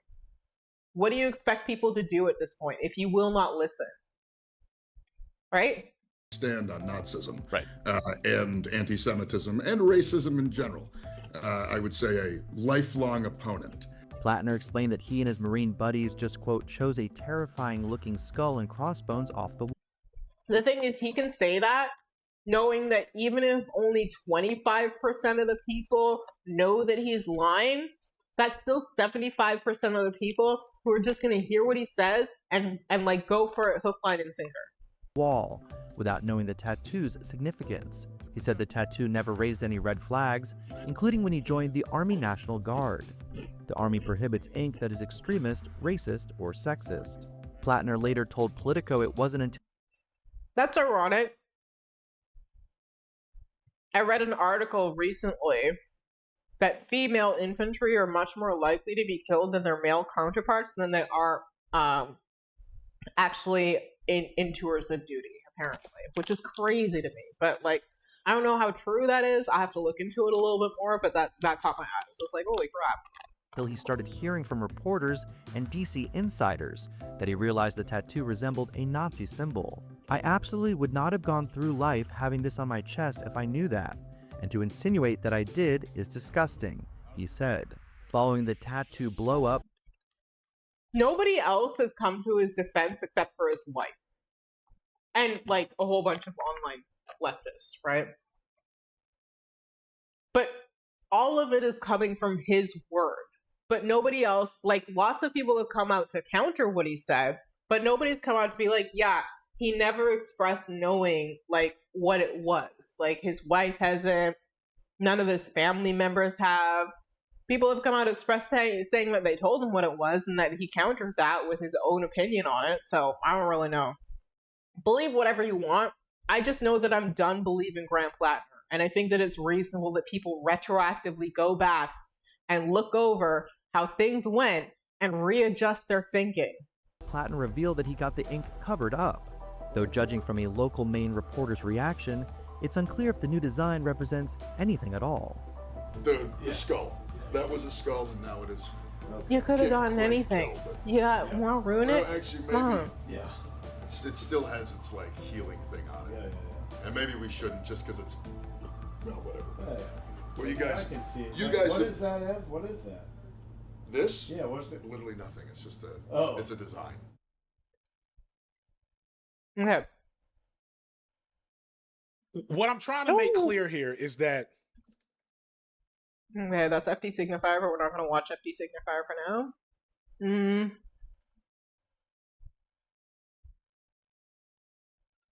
Okay. This was from 8 months ago.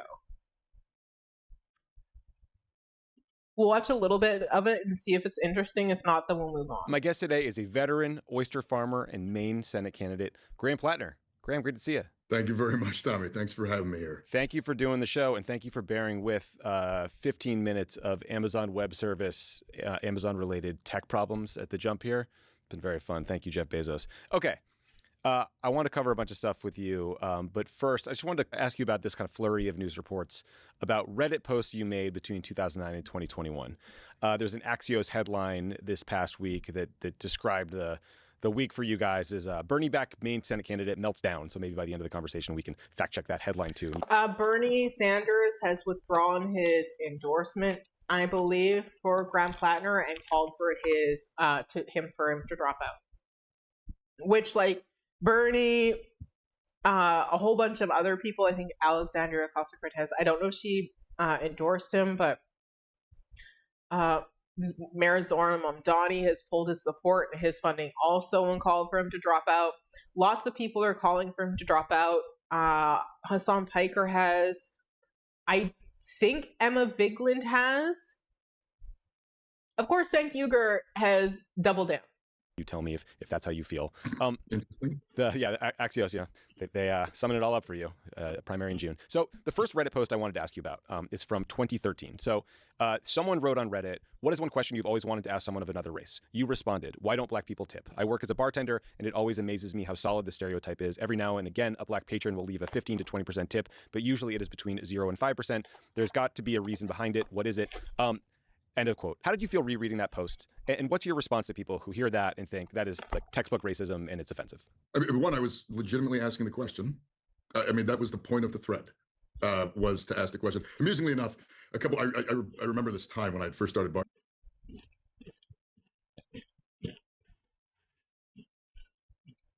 Oh boy. That doesn't mean that the question wasn't fucking racist. It just means that you asked the question with sincerity. And it was racist. Bartending. And then I had a conversation with a friend of mine who was black, who was a bartender, who... Oh, they were black, were they? Where is this bartender? Are they able to back it up? No, you're committing something called triangulation, where you bring in a third party that we don't ever get to communicate with to confirm your story. And we're just supposed to take it on the chin, just like your Topnikov tattoo? That is convenient. I did a great job of walking me through structural injustice and the fact of feelings of lack of agency. There were a whole bunch of reasons, and after that, I was like, oh yeah, that makes absolutely perfect sense. It was certainly not meant as a malicious thing. I was asking the question because that was kind of the point of the thread, actually. So you're saying that this is not something that you were shitposting about. This was not something that you felt, it wasn't meant to be a commentary. It was a question you were sincerely asking on a Reddit thread because you thought there might be some sort of cultural explanation or something. Is that what you're saying? Yeah, I grew up in Maine. I had never bartended before. I was living in Washington, D.C. And I honestly, I reread a lot of the comments for obvious reasons. Many of them I'm like, oh God. That one I must say, I was legitimately curious. And it was not, certainly not meant in any malicious way. And I got an answer soon afterwards in reality from an actual person. But got it. Okay, so another one that's gotten a lot of attention is there were posts from 2013 where it seemed like you were playing down the challenges faced by members of the military who were trying to report sexual assault allegations. I have to fix my hair. The first post was, in today's current climate, when every whisper of a misplaced hand brings down a feature-length film, anyone who actually thinks the military is purposely covering up rape to save a career of some goddamn captain is clearly both an idiot and junior enough in rank or life experience to think it matters. And then there was another post where you suggested that the way to avoid getting sexually assaulted was not to get blacked out drunk. Again, what do you say to someone who hears those comments and feels like it's minimizing a very serious problem, if not suggesting that the victims are the ones to blame for sexual assault? Yeah, they would be correct in that. I didn't know what I was talking about. I had, at this point, I just got down to the infantry. It's important. My time in the service was in the infantry. At that point, it was an all-male branch. I had only recently separated, and my frame of reference was that world. And that was not a world in which, frankly, I had very little interaction with women in the service. Very soon after, actually, this time frame, when I started going to college, I became very close friends with a number of vets, female vets at George Washington, and all of them had a story. And I very quickly changed my tune. I think you'll find even not that much later in my Reddit history, me acknowledging that. Clearly fucking not, because the allegation that we're talking about today happened in 2021. That was 5 years ago. Clearly you have not changed. And then you cheated on your wife afterwards. Okay, we'll get into the article when we get to it. I'm not going to take too much more time. That was a moment in time in which I had not yet been exposed to things, and I had a opinion, or I had thoughts that were colored by my experience in the service. But my experience in the service was frankly limited. And that's when I reread those, I see me not knowing what the hell I'm talking about. Yeah, and it, sort of beyond the substantive concern with the comments you made, I think is a political one, right? As you know better than anyone, Maine is a really important Senate race, and Democrats are worried that if you're the nominee, like Susan Collins or the many super PACs that support Republicans, will spend $50 million, $100 million on negative ads featuring a bunch of these Reddit posts. There's ones where you call yourself a communist. There's ones where you call police officers bastards. There's one where you say that rural white Americans actually are racist and stupid. What do you say to that, and how do you combat that? Yeah, those were definitely, that was me trying to get a rise out of people on the internet. Those are not reflective. I was just joking. I was just joshing you. Aren't I allowed to make a little joke? Am I not allowed to make a little jokey poo? Really? That's the excuse? I have somebody come into my chat and do that type of shit. And be like, I just do it for the lulz. And it's just it doesn't make a difference. It doesn't matter. Those weren't even reflective of my opinions back then. I would say that it is a little rich hearing about this right now, when just last week... Convenient. It's always convenient. There was a pro-Susan Collins ad run with Janet Mills in it, saying nice things about her. It is a... And I also, quite frankly, think that... He's not saying that, what he did wasn't wrong. He's not saying that. He's not saying that people are lying. He's just saying it's like convenient. Like, as I go around the state of Maine and talk to people, which we've been doing, right? I mean, we past Don't month think has been about me on the this. road, Think about going this. all over the place. This is the more as I important interact thing with people right here. directly, as I hold town halls, as I get myself out there more, people are going to recognize that this is not at all the person that they've come to know and come to interact with in reality. So, I mean, look, they're going to call me a communist. They always call us communists. They're going to call us socialists. They're going to call us wacko lefties. They called Hillary Clinton a communist. I mean, like, there's, in many ways, we're not getting away from it. I also think that a lot of that's kind of run its road, and the way that you combat it is the way that you combat, frankly, a lot of this negative nonsense online, is you just interact with people in reality. In a state like Maine, with 500 to 600,000 voters, and we have a year before the election, we can do that. We can really go out and spend a lot. That's why I think that he's waiting. That's why I think he hasn't dropped out. And that's why I think that he's going to try and stay in this race, right? Like, I don't think that he's actually sincerely considering dropping out, unless he has since I started streaming or something. But I hope that I'm wrong on this. I hope that he does the right thing and then he drops out, but I don't think that he's going to. The time interacting with people. And that's exactly what we're doing. Yeah. So I was talking to a couple of people who oppose your candidacy, who are working for other organizations or candidates. And they said to me, like, look, these Reddit posts, some of them aren't from that long ago. There are more posts that are out there that we know about that have not been written about yet. And kind of the suggestion is, what else do we know about this guy? The argument is you're unvetted. It's too risky to nominate you. What would you say to Democrats who share that? He also has no experience, right? And that's another thing that I don't think gets touched on in this video. You know, he comes across as if he's just some like oyster farmer, but he got $200,000 from his parents as a loan to like, or like investment or something to do this kind of a thing. So he didn't start out with nothing. It was more closer to the, what was it called, Macintosh, you know, starting out of a garage kind of thing, even though that was just a temporary situation while they got into the office that they had already, because they were already successful enough to actually afford these things, right? Like, a lot of like really, really wealthy people, or wealthy people in general, will try to appeal to you as if they are just like you because maybe they struggled once or something like that, or maybe they quote unquote started from nothing kind of a thing. And it turns out when you dig a little bit deeper, there's an allegation that Graham Plattner went to a school that costs like $75,000 per year for like, I think, like elementary schools and stuff like that, like private schools and shit like that. So there's that also, which is an insane amount of money per year for schooling. Like, clearly it didn't instill enough values in him to prevent him from becoming a horrible freaking monster. Like, so many people who come from places of privilege unfortunately end up being just awful freaking people. And that's not to say that all people who come from places of privilege and like who have actually genuinely struggled for a while, because sometimes you do end up running out of money, and then you do end up like in a position where you literally do have to go to the food pantry because you don't have enough money to sustain yourself a regular way. So you have to lean on the community for that support. Like, that does actually happen. But with people like Graham Plattner or Elon Musk, who likes to talk about earning it, even though his father owned an emerald mine in Africa, like, these people are not like your friends, okay? Billionaires are not your friends. Centimillionaires are not your friends.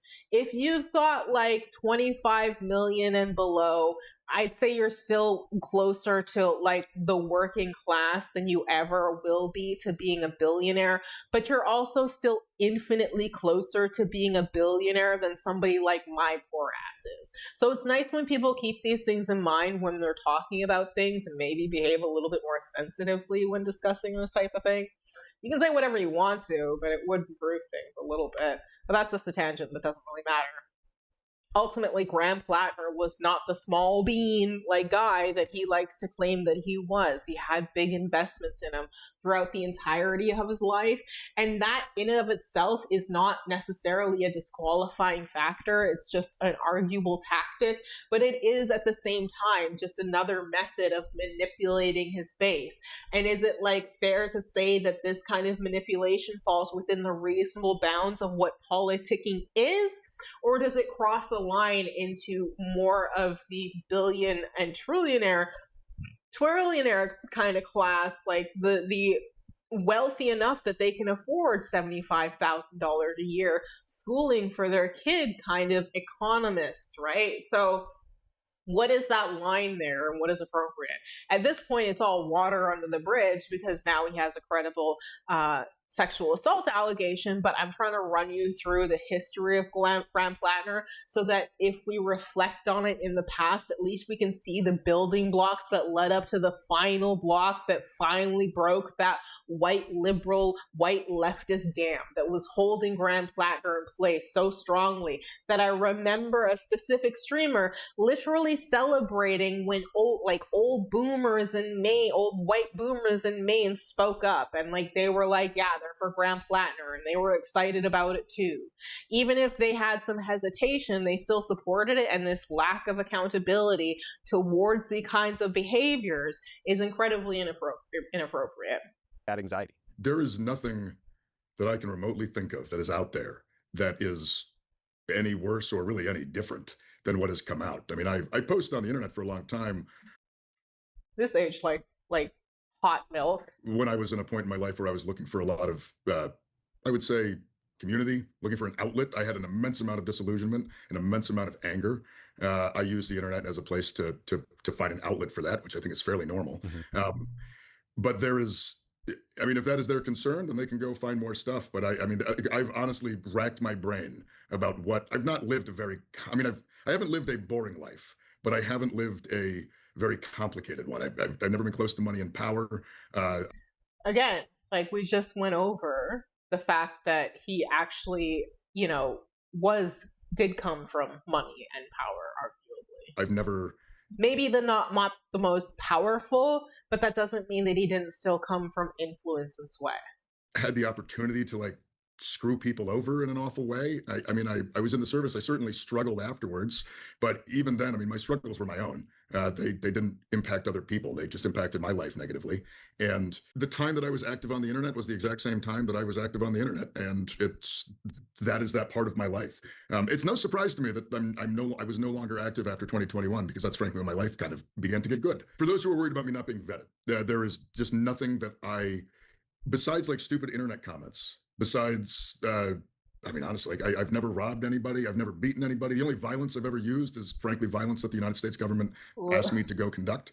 There is very little. And I certainly was never close to money and power, which I think is also things are pretty simple when you live a simple life. Yeah, I really want to ask you about your time in the U.S. military, your thoughts on bigger picture things, but I did want to just sort of ask you about all the shitty stuff that's getting thrown your way, because I know it's been an intense week of sort of, it's clearly some sort of opposition research switch was flipped, right? There's been a lot of incoming, and I've heard a couple more sort of strands of attacks. So for one, you made this video, it's about 5 minutes long, it's on Twitter and other platforms, explaining the Reddit post and talking about how when you got out of the military, you had kind of crude humor and crass language that was the hallmark of the infantry when you were in the Marine Corps. The NRSC interpreted those comments as you blaming your fellow servicemen for the Reddit posts. So that was sort of one strain of, I guess, attack on the attacks.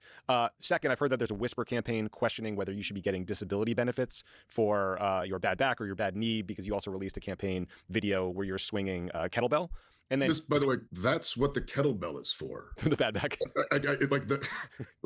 I've done years and years of physical therapy, and maintaining a strong core is legitimately what keeps my herniated discs from putting me into crippling pain. It's amusing to me. It's not amusing. It's infuriating, actually, to have people question my disability rating, the reason that I'm doing well is because of the help I got. That's the point. That's the purpose of therapy. That's the purpose of support.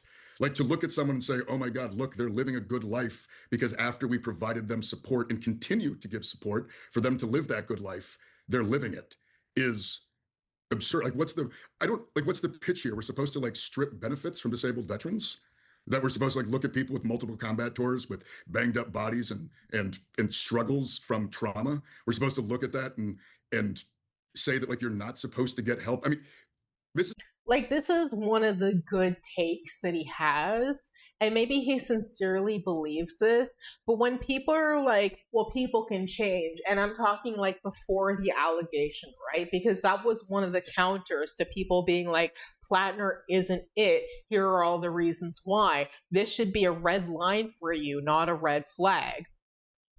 Was that like people can change, and all this other stuff. And it's just like, I hear him saying the right things, but I've yet to see him demonstrate that he's actually done any of the right things. Like, there was such a heavy contradiction, and that's what I tried to explain to people, and I don't know if I got that message across clearly enough, but I'm pretty sure I did a good enough job, and so did so many other people's, especially considering that it's been openly admitted that we tried to communicate with you.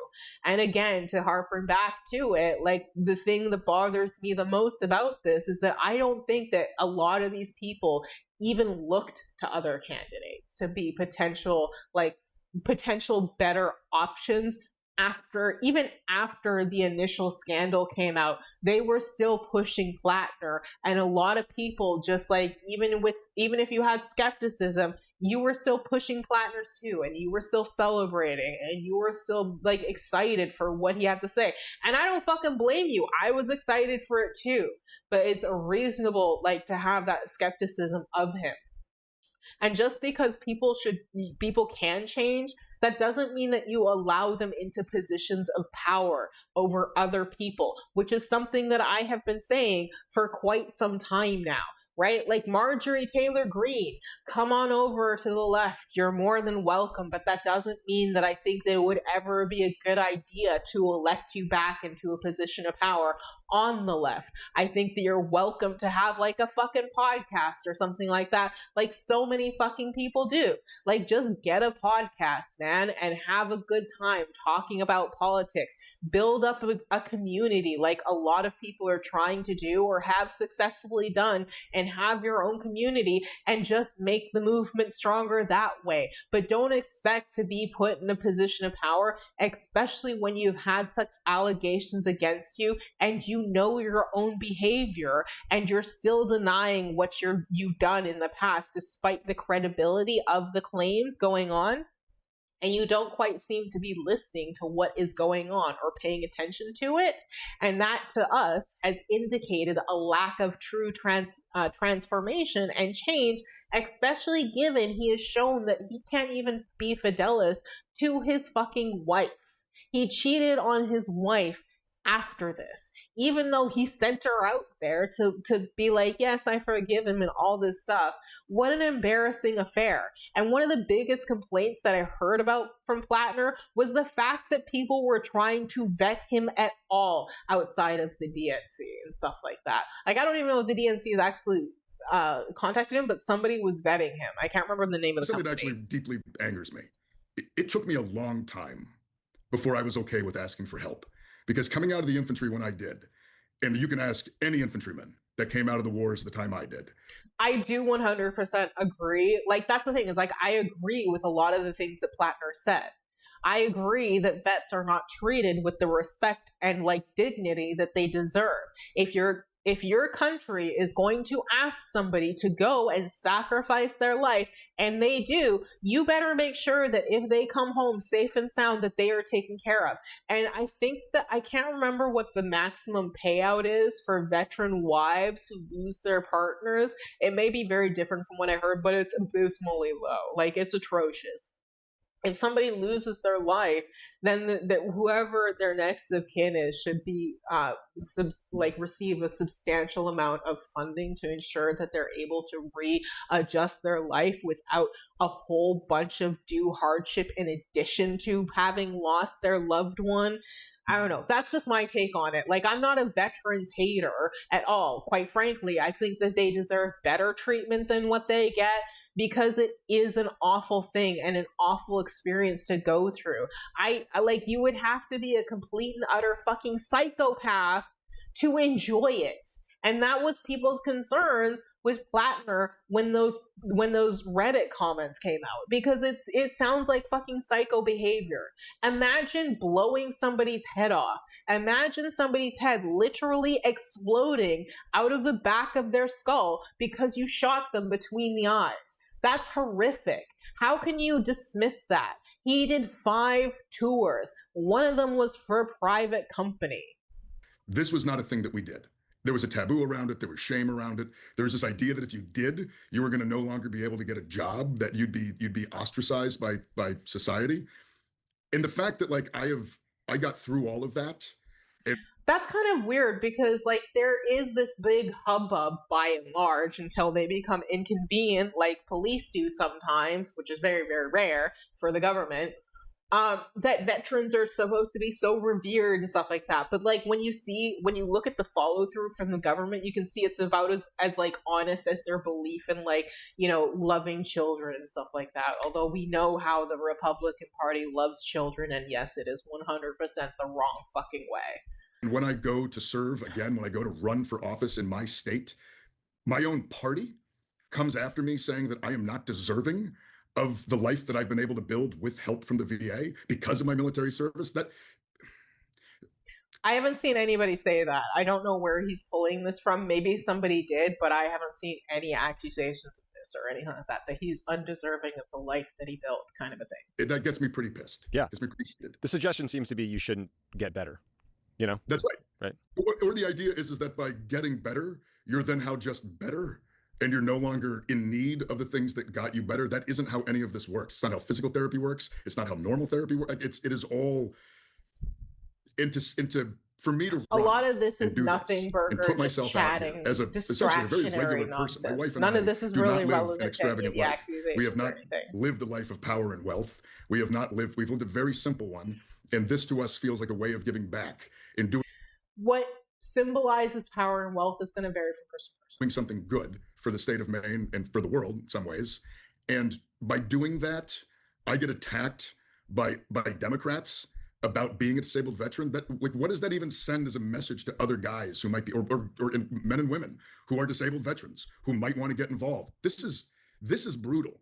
Like getting your life ripped apart and having people go after your military service and go after your struggles afterwards as some like political football. I hear literally zero empathy. And I don't think anybody's going to look at that and be like, oh, I wish that would happen to me. Yeah. And I mean, if the goal here is to keep disabled veterans from running for office, then they should keep it up. But that seems like a pretty ridiculous goal at a time where the Democratic Party seems to be hemorrhaging demographics of all kinds. You'd think you'd want it to make it more inclusive, not the opposite. Yeah, I would argue too that, you know, there's someone who's I've never served in the military. I've worked in politics for a while now. I have noticed that I feel like veterans get held to a higher standard than almost anyone else when people are looking at their record, right? It's like, did John Kerry throw his medals or not? It's like, well, you know, he served in Vietnam and got 2 Purple Hearts and, you know, they were his medals to throw. Right. Yeah. Tim Walz, similar thing. It's like, well, you know, he was in for 20 years. Let's pick apart his record anyway. Thank you for addressing that, though. And then, you know, finally, like this one is probably equally as offensive. But, you know, this other person I was talking to said, this person said you were being called a blue falcon on internet forums, which I never heard that term before. But I think the suggestion was maybe you were blaming your service or your PTSD for the Reddit comments rather than taking responsibility. And I just wonder what your thoughts were on that line of attack, because it's sort of similar. Of course not. That's not what I mean. That's literally not what I said. Yeah. I do think explaining the fact that I struggled with alienation, isolation, and the effects of PTSD after my military service, and that's why I was on the internet, frankly, getting in fights with people and shitposting. I'm not trying to blame anything else, but I do think it warrants explanation. And that it was a dark time in my life, man. Like I'm just going to be straight up. I was not doing good for a couple of years there, and it took me a long time. Even after I moved back to Maine, even after I started settling, it took me a long time to really begin feeling settled again. And like I said, it's no surprise to me that I stopped really using the internet around 2021, because that's when I'd settled in. I got back from Afghanistan. My last trip was in 2018. So I get back from Afghanistan summer 2018 for my last time over, fully disillusioned, fully convinced that the whole thing was utterly pointless. And that got me really, really cynical for a number of years. And it took about 1.5 years, 2 years for me to settle back into, frankly, society. And I'm lucky. I'm immensely lucky that I come from a small town, that I moved back to a small town, that I'm very connected with my neighbors, my community, and my family. Yes, I got to meet you're so my small wife. being, I mean, like, so small life got being. good. Despite the alleged like $200,000 But also, I mean, like, there was a time $75K there a where I was year. really down on this whole project. I was really down on, like, because I saw everything as a complete waste. Like, I got very nihilistic. I got very critical. And then you, like, settle in and you reconnect with human beings in the real world, not on the internet, but like in the actual world. And you build a community and you find yourself connected with folks. And that entirely rebuilt my faith. It rebuilt my faith in America. It rebuilt my faith in our ability to be what we say we want to be. It rebuilt my faith in people. And, like, I got that because I got to move back to the place that I was from, and because I got the support that I got from the VA. Oh no! To put me okay, in, frankly, we're gonna skip this, and we're gonna watch Breaking Points exclusive. PLATNER assault story left out key details. Actually, we'll wait to do that one, and we'll do. Hi, hello, Mosquito. Welcome in. How are you?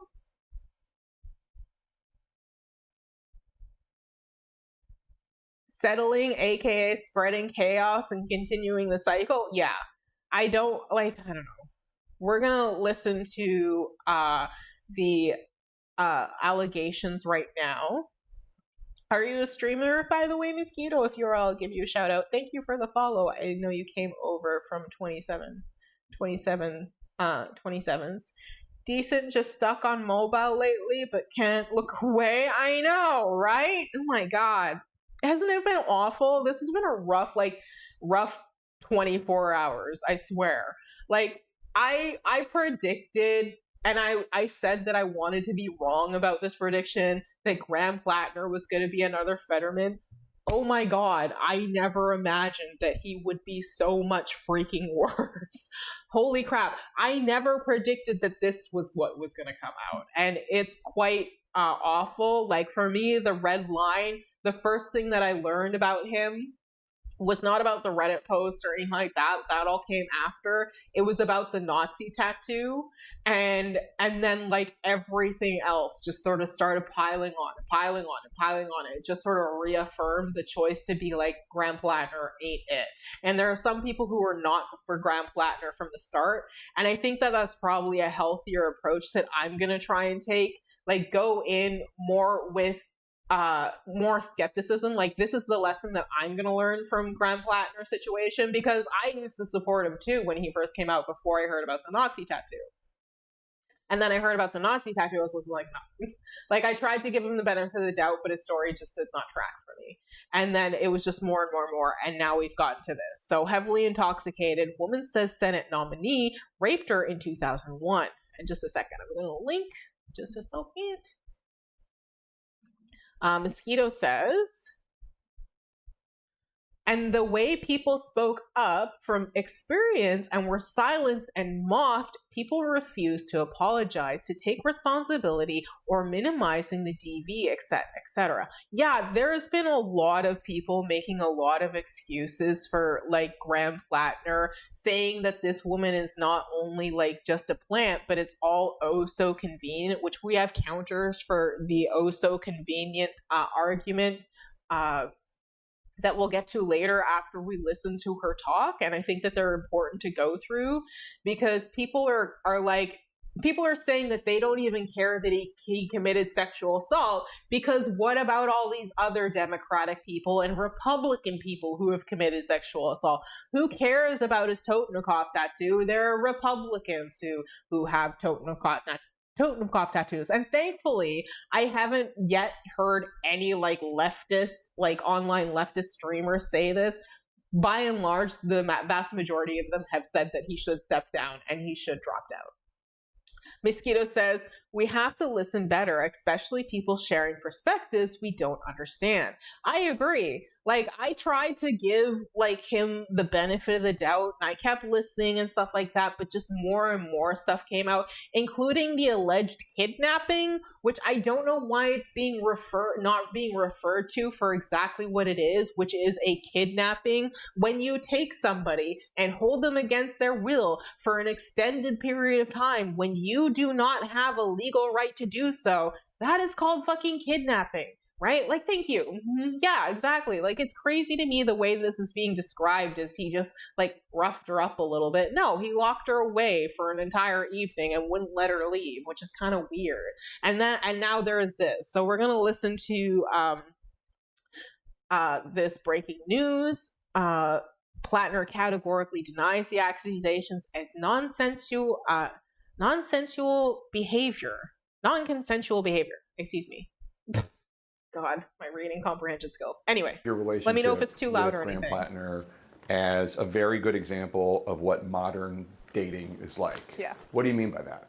What I mean by that is that, I think Mosquito says it sets terrible precedent to be dismissive. Ugh, Tapper. I know, but he got our interview, so we're watching it. I agree, by the way. Situationships. I agree. The lack of accountability that I've seen from some people, and we're going to get into Cenk Uygur, who I'm personally taking as standing on his own in this situation, is atrocious. And I have facts to back it up because I'm an old TYT head. So I've got stuff that proves that even Cenk Uygur has not changed as a person since before, like, I don't even know how long it was. When did I go to college? Like 2010 or something like that, even longer. Just a second. Mosquito says, restreaming I use to screen documentaries and old films for educational purposes, but haven't in a while. Saw a lot of ugly stuff online and had to disengage for a while. Yeah, I'm getting pretty close to that too. Hi, 27 Club. How are you? Welcome in. I know that you are definitely a streamer, so I'm going to give you a shout out. Also, thank you for the shouty the other day. I wasn't there to say thank you. I was kind of like feeling under the weather. Elite Dangerous. What was that? Is that a game? Welcome in. How are you? Everybody, make sure that you go and follow the 27 Club. They are a fantastic political streamer and entertainer. And you do movie nights and stuff, don't you, too? Like, you do movie nights and things like that. Like, they're fantastic. You were sure to have a good time. And at the very least, you will definitely enjoy their accent if you hear their accent and you don't have the same one. So go and check him out. I'm assuming your pronouns. If I've gotten it wrong, please no. I was gaming last night. Nice. A little bit of relief from all the craziness. We're just going over the allegations made against Graham Plattner right now, and my pleasure. And we're just like now getting into Jenny Resicott. I'm so sorry. I'm always saying her name wrong. Maybe they'll say it in this, hopefully. But let's get into it. I think people are dating. Let me know if it's too quiet. At the same time, whether that's known or not known by the people involved. So it was just a very common practice is what I viewed it as. And kind of casual? Yeah, very casual. And when did you meet him and how did you meet him? Met him on Bumble, actually, in 2019. And I had known who he was. He grew up in the next town over. We had like a mutual family friend, so I always knew of his existence, but that was when we actually met. And what did you think of him? At first I thought he was great. He's very well spoken, he's intelligent, he's charming. I thought a lot of good things. We had a great first date. It went and flowed really well. He has described himself as self-medicating with alcohol. Yeah. He has described himself that way. I'm going to guess that he hid this from her, like while they were dating, which is a really common tactic of alcoholics, of functioning alcoholics, which I think Graham Plattner is. That was my experience also, is that the person hid their alcoholism from you until the point where they believe that you like care enough for them that you'll stick around, kind of a thing, if you're a vulnerable person, because some people grow up like thinking that that's sort of like a normal environment to experience in romantic relationships, or maybe you're completely new to this kind of experience because it can be like pounced on you and you don't realize how susceptible you are to it until you find yourself in that situation. So I wouldn't be surprised if that happened. Obviously, this is just speculation, but it's not an uncommon thing to happen in a relationship when you're dating an addict. She said she did say she had gotten out of a relationship with an alcoholic before him. Yeah, that's also really common, is like people who end up like with addicts are likely to end up with other addicts, unfortunately. Not necessarily the same type of addiction, but definitely are likely to end up in that cycle until you figure it out, like that's your cycle and that's a cycle that you need to break, because they have their own that they need to work on and break. I don't know if Graham Plattner has ever done that, as so far I haven't seen any reporting of him going to rehab or quitting his drinking or anything like that. I'm not saying that he hasn't, I'm just saying that I haven't seen any reporting on it so far. Yeah. So I would think maybe that would have reared its head. Yeah, and unfortunately, that's something that I think a lot of people are desensitized to. In general, heavy drinking, and especially out of the relationship that I had just come out of. So it wasn't anything abnormal to me. I remember we were out one night and he was drinking, and that's when he told me that he has PTSD. When the New York Times story came out, you were in it, but you didn't go as far in that story as you are today. Yeah. Why not? I didn't want to. I didn't want to have to violate this huge level of privacy to my own life to be able to infer that this person is not honest and trustworthy. Just a second. Mosquito says, right? Someone pointed out he was photographed posing with beer at a campaign event, and it was a bad look if he's supposedly in recovery. Yeah, no kidding. Oh my God, I didn't even know that.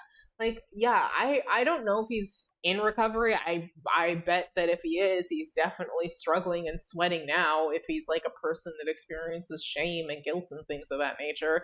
Hopefully, like, who knows, right, with him. But like, yeah. 27 Club says, I hate this farming. So many journalists hanging their hat on this. Well, yeah, did take a while to come out with this, demons. Yeah, like I understand why they're asking the question, because it's a question that's getting asked and it's reasonable to answer it. But at the same time, like, a lot of people are like doing the whole, well, it took you so long, it's so convenient. And we're going to counter a little bit later the whole convenient argument for when she came out, because it's actually not convenient in any sort of way, right? Like, and it doesn't make sense when you line it up with the evidence. Like Hassan Piker explained this great. Like, she didn't just pocket this, like, and like start telling people these lies and stuff like that in case he later came out and decided to run for office and stuff like that. That's not what happened. This interview made me so mad. I'm still shook. Tapper's career should be over for this. I think that Tapper is just doing what like the people are doing and asking her what people are asking online, because that's something that I've seen online a lot, right? Like, people are like, oh, it seems awfully convenient now that you come out now right before this time. And it's just kind of like, it's not convenient to have to come out about something like this ever, because I can't imagine the level of like death threats alone that she's getting, let alone harassment and other sort of invasive things that she's now having to go through as a consequence of this, including having her entire experience questioned and stripped down, and sometimes just flat out like dismissed because people just prefer Plattner. Mosquito says, of course they don't have experience with abuse, so they don't recognize the signs that victims know by heart. Yeah, like, that's one of the reasons why when I heard like that Plattner had locked this woman in a fucking bedroom, it made my like, it brought back memories of me when I got locked in a bedroom by an alcoholic. Like, this stuff happens. That's what lent credibility to it to me, even though there is nothing like backing it up so far. And I understand why people don't want to be like, yeah, that one's actually accurate. But I personally believe that based upon everything that's gone on so far, it just kind of leads more credence to the potential of these things actually being true. It's not the physical scars, it's the psychology. 100%. Like, that's the thing. It's like, after a while, like PTSD is like you're kind of end up just replaying it yourself in your own mind. That's what makes it so freaking insidious. Those cause more harm. 100%. Like people, like abuse victims, like they often say, like sometimes it's easier also to have physical like injuries because those heal faster. They're also visible proof of the abuse that you're going from, and it's a lot harder to deny. I can't imagine the level of fortitude that this woman has to be able to come forward with these accusations for such a popular politician. The body heals, but the heart and mind take longer and may never repair. 100% Mosquito, 100%. I like, this is a very brave woman, in my personal opinion, to come out like this and be willing to face so much scrutiny. And it's not just going to end when Plattner goes away if he decides to. She's going to have people now for the rest of her life who might dog her, unfortunately. It's going to die down eventually a little bit, but it's our hero, like 100%. Like she was the final straw. Hopefully Plattner drops out if he hasn't already. I haven't been looking for updates or anything like that, but hopefully Plattner like does drop out. Yeah, she's from a small community. Yeah, 100%. But like people can reach you from all over the internet, right? Like from all over the world on the internet. And I'm in Canada, so that just shows how far this story has gone. And I know somebody that's in Brazil that's reporting on it. And I'm sure that there's people all over the world who are reporting on it and stuff like that. This isn't just a United States story. It's just an indictment of what the United States is currently going through yet again, because a lot of people were committing like whataboutism. So unfortunately, although this is a very damning and unfortunate story, it's not a new one, right? Like I remember when Monica Lewinsky came out, I was way too young for this. But if you're unaware, Monica Lewinsky and President Bill Clinton had a quote unquote affair.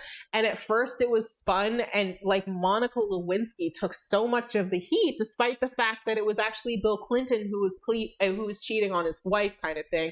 And it turned out that she wasn't actually into it. And people just like dismissed her out of hand too. And so I'm glad this isn't happening anymore, but it shouldn't have taken to this point for people to finally be like, Graham Plattner isn't it. Mosquito says, power matters for all of us, and we all have things to learn if we're ready and willing. 100%. I totally agree. Like, I'm not a complete person. I'm growing and learning every day, and I feel like I'm turning into a better person every single day. 1% every day. And make sure you take break days sometimes to just chill and game, because sometimes you have the most deep thoughts when you're just chilling and gaming. But let's get back to it, what she has to say. I felt really protective of my own privacy throughout this whole process. And Thanks. It got to a point where my privacy was no longer going to happen. And that was when I kind of just made the decision that like, I'm going to say my piece and get it out there. I had tried to give the impression that something, worse happened. And that's when it was like, I refused to comment further. You definitely alluded to a bad night. Yeah. So bad that you never saw him again afterwards. Yeah.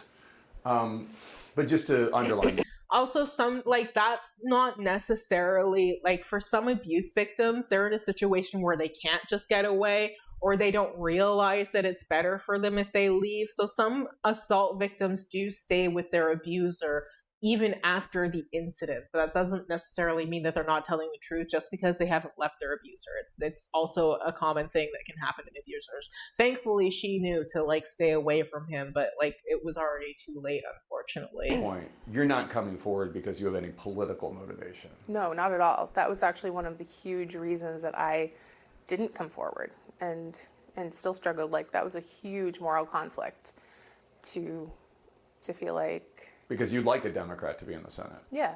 I like the things that he speaks about. They're important. They're important to people. I'm one of those people. But at the end of the day, you feel he's not being honest. He's not being honest, no. And we should note, this is 2021 we're talking about. It's only 5 years ago. Tell me about that. When was it? It was at the end of 2000. Just a sec. Mosquito says, shock is also a big factor, 100%. But people don't know what that's like without going through an accident or some big trauma. 100%. I remember the first time I was put on like this medication called quetiapine, and it was for like an anti PTSD stress medication to help sort of like lower your stress. And I went outside for the first time, and it was like night and day. You don't realize because it kind of like creeps on you unexpectedly. Like even though it hits you all at once, you don't like notice the switch of what it's like to be out like in a relaxed state versus the anxiety state that you might have been in for an incredibly long time, because you might not even know what PTSD is, or that you can get PTSD for things as simple as like a relative dying or a car crash or things of that nature, because PTSD was so gatekept for so long to just be for veterans and people who served in the military or army, that like nobody really understood for a very long time or believed that other people could have PTSD.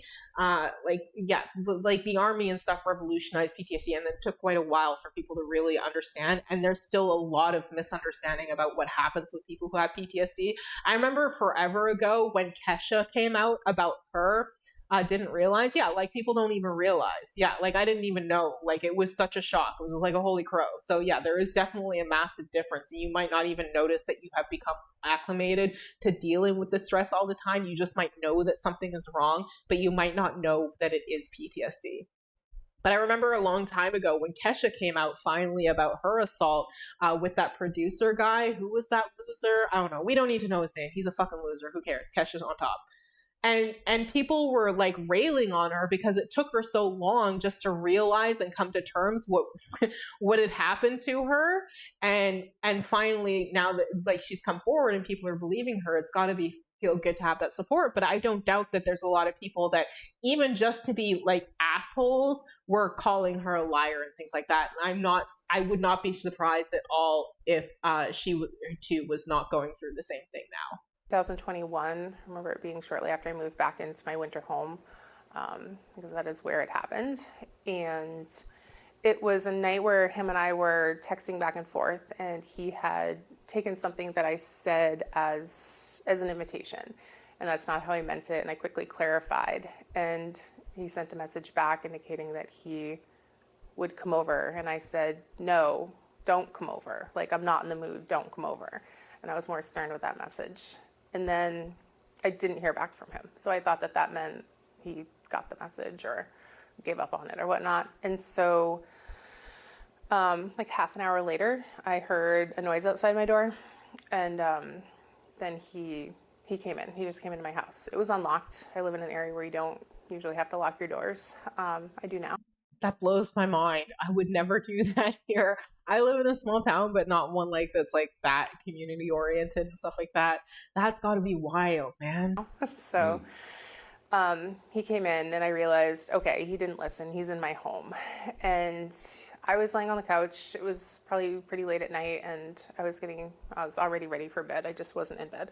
And so he had kind of like jumped on top of me and indicated that he had intentions that were sexual in nature. And I remember just at first being like, hey, I'm not into this. Like, I'm not in the mood. Like, don't, whatever.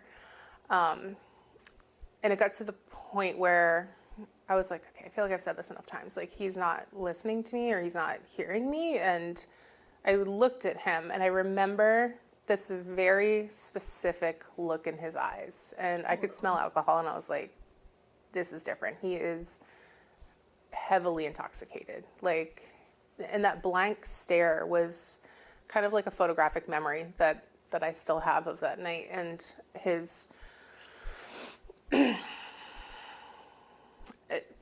that was me recognizing what the situation was. And this wasn't just like, oh, hey, somebody showed up and I'm going to tell him to go home. Like, he was heavily intoxicated, had intentions with me, and wasn't listening when I said no. And you were saying no, don't, over and over. I remember. Sorry, guys. I'm not sure why it's echoing. Hopefully it stops. There we go. You know, obviously I've had to recall a lot of this. This is something that I tried for many years to forget. And so small details, might get past me. But yes, I remember very specifically saying, I'm not into this. In my message. Also, you're not likely to remember absolutely everything. Like, your mind is not like a tape recorder, so it's okay if you forget parts of your assault. Like, it's normal. Misito says it's part of the vid I've seen a few times. Yeah, it's been making its rounds and stuff like that. I told him I had an old back injury, and I remember saying, like, I'm not in this. I've had a long day. My back hurts. Like I was in that kind of mood, like the leave me alone mood. And there was a little bit of like scuffle, like altercation. The house that I live in has like this antique sewing kit that I kept beside the couch, and that got knocked over. He like backed into it, or something was maybe pushed into it by me, or something happened in that moment, and that thing got spilled. And do you remember pushing him away? I remember potentially pushing away with my legs, like, excuse me. And then as he backed into it, it spilt, and all of the sewing needles and tape and yarn and everything went everywhere. Everything had fallen onto the floor. And in that moment, I evaluated my safety. Like, a drunk person who's blackout drunk is in my home, has these intentions with me, you know, has already caused this amount of destruction and not listening to me. And so I basically felt safe as just complying. You normally use protection. Yeah. And this time he didn't. No. And you didn't want that. No. And he did. Well, I mean, she didn't want the entire thing. Hello? She's literally saying she didn't want any of it. What the hell is this? This is not like types of questions that I've seen online. Like, this is the whole, well, did you say no? Did you really say no? How many times did you say no? Like, how many times do you have to say no? Didn't care. No, I don't think my words were falling on deaf ears or drunk ears. And you were still saying, don't do this, or I'm not into this? I remember specifically him like grabbing at my chest, and I like hit his hand and I said, don't touch me. And I remember that during the altercation. And specifically. Then he kept going. Yeah, and it was this weird mix of like coming in and out of, I don't think consciousness is the word, but like coming to and kind of falling back into that drunken, I don't know what I'm doing state. And yeah, and he would apologize in those moments and then go back to doing what he was doing. So he was aware that he was doing something wrong. Yeah. And saying sorry. I feel like he was in moments. Is there any way that he thought this was consensual, or no? Just because... I don't believe that you can think that. What the hell kind of was question is that? What the hell kind of question is that? What is with the blurred lines question? That's absurd. What the fuck? That's a gross ass question. Jesus. Are you sure he didn't know that you didn't want it? I don't know. Like, was he drinking on the way there? And like, we don't know what like how intoxicated he was when he first started messaging her, and how much he drank on the way there and stuff like that. Like, he could have become more intoxicated as he got there, and he was aware, like, don't come over, because I don't think that it was a short amount of time, unless he was drunk for an extendedly long amount of time before he ended up at her place. Consensual.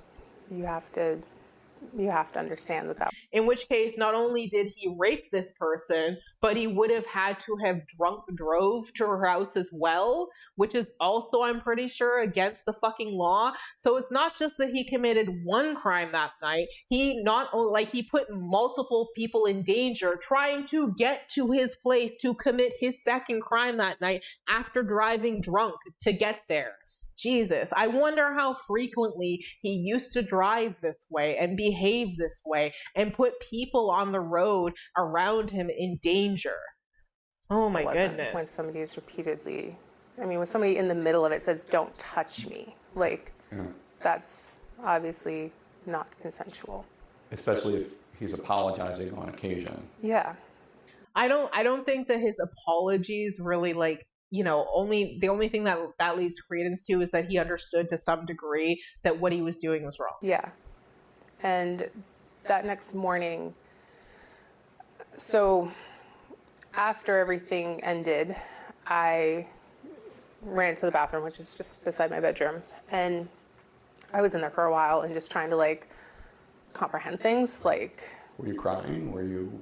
I honestly I don't think I was crying. I was like more in shock and yeah, just trying to understand like what had just happened. Especially like this is a person I have known and have trusted and have had very consensual relationships with, like, you know, all along until it wasn't. And so that was a really hard thing to understand, that this was a person I trusted. And so I spent a little bit of time in the bathroom, and when I came back out, he was asleep in my bed.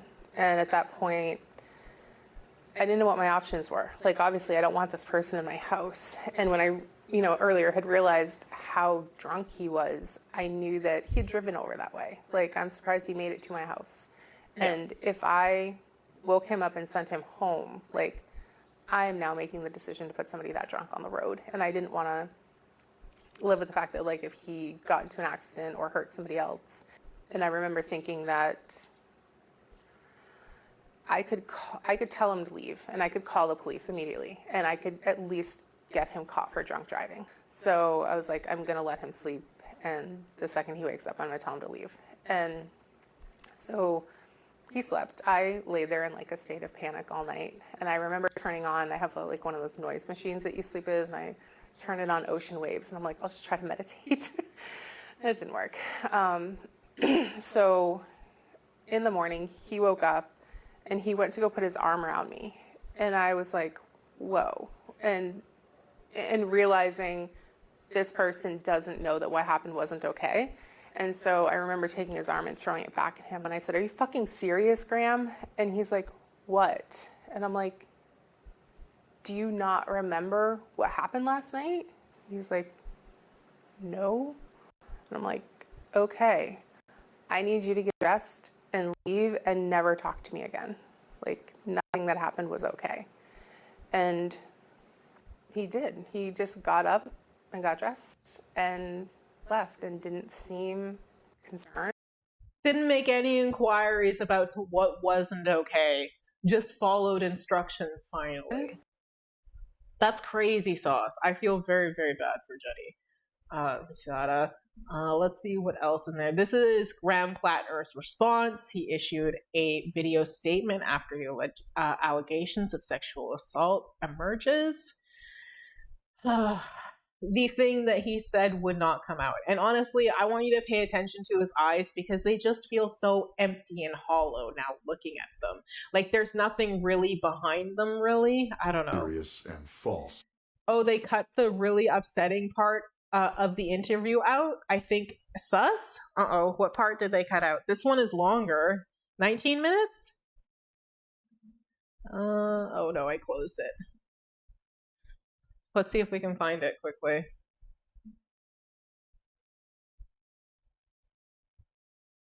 Oopsies. So many breakings. Let's see. Never talk to me again. Like, nothing that happened was okay. Wow, that was pretty good cut there. He did. He just got up and got dressed and left and didn't seem concerned.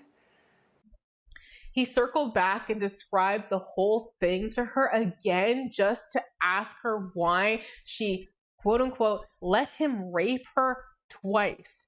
Disgusting. What the fuck? Why? What the hell? That's insane. That's insane. I'm not, like, I am surprised. Like, I'm not really surprised, but I'm disgusted. Like, what the hell? That's absolutely insane. And he's trying to claim, like, I didn't hear that part of it. He was just trying to claim that he had no idea. And I thought because he left, claiming that he had no idea, like, what he had done, that he literally had no idea and was blindsided by this. Yeah, the most unprofessional thing I've ever seen in news, like cutting that part out. No kidding. What the fuck? He didn't ask me a single question. And I mean, in the moment, I was like not wanting to talk about it anyway. So maybe I felt straight abusive framing. But, like, yeah, I was still like, how can somebody that you've been in some type of a relationship with for this long tells you to never speak to you again about something that you did, and you didn't even ask what you did. Yeah. So that's weird. He left. He didn't He didn't talk to me. And I waited a couple weeks because I knew that with what had happened, I could have gotten pregnant, and I wanted to wait and a sec. Mosquito says the wording is basically blaming women for being assaulted. So like par for the course with like Graham Plattner. 100%. What the fuck? That's so fucked up. make sure that wasn't the case. And so I waited until that happened, and I sent... Like, I want people to change too, but there was just so much surmounting evidence showing that he hadn't. It just blows my mind that people were not like, yeah, this guy, he needs to go, like, sooner. Like, it feels like people pulled a Joe Biden, Kamala Harris all over again. We could have been so much further ahead with a different candidate rather than being, like, down the line with just such little time left again. Like, oh, you let that person shoot you with a gun? Yeah, like, it is definitely blame shifting, but I'm not surprised when it comes to Graham Plattner.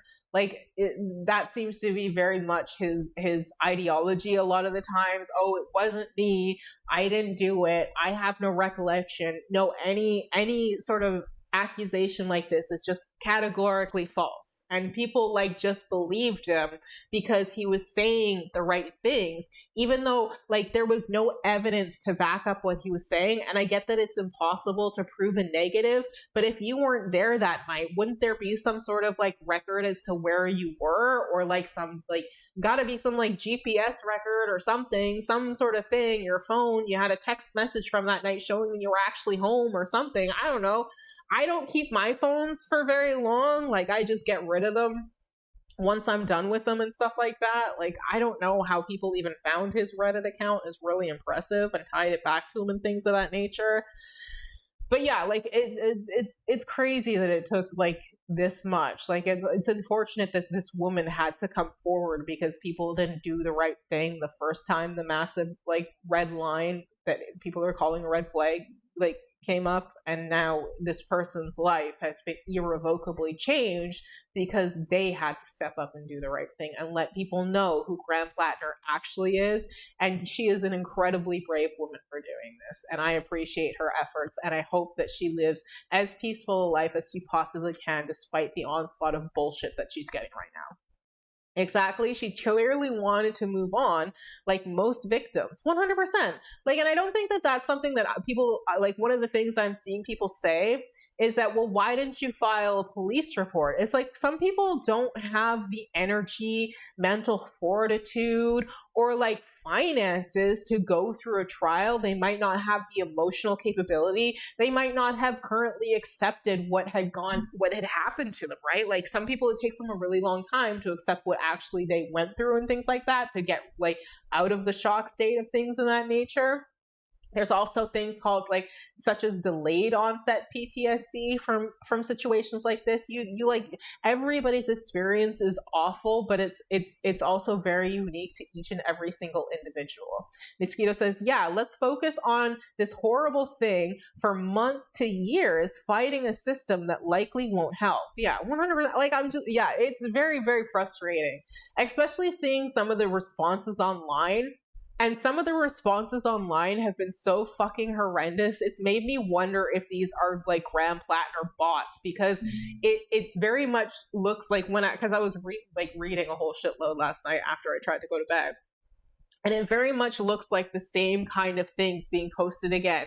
It's either they don't care and they're voting for him anyways because he's better than Susan Collins.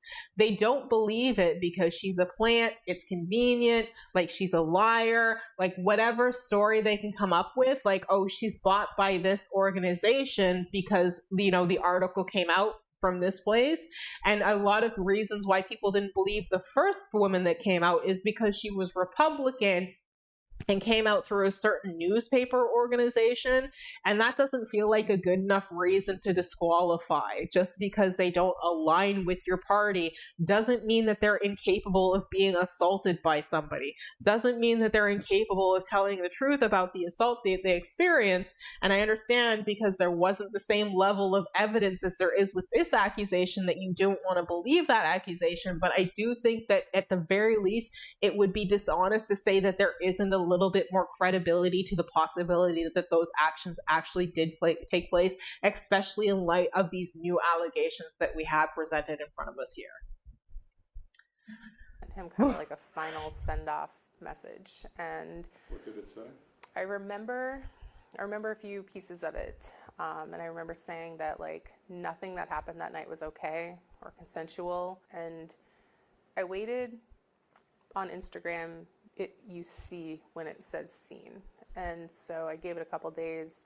It said that it was seen, and I still didn't hear back out. And at that point, He didn't ask any questions. Wouldn't you be curious about your blackout nights? I mean, I guess they maybe occurred so frequently for him that like he didn't even think about it like at all and just went about his merry way thinking that he probably just said or something stupid or something like that. But like, wouldn't you still be curious about like this person that you've been dating? Like, why exactly is this happening? What are you saying this for? Like, I don't know. on everything, I deleted his number. I blocked and deleted his like text phone number as well, because text and Instagram are I think the two ways that we had communication.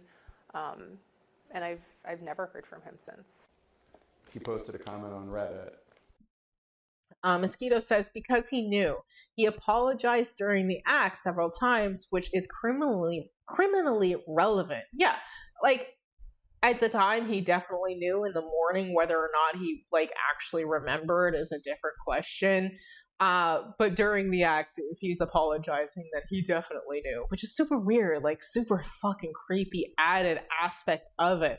Like, what a horrible fucking memory to leave somebody with. You're in the active act of literally raping them and sexually violating them, and you take pauses to apologize at the same time as doing this.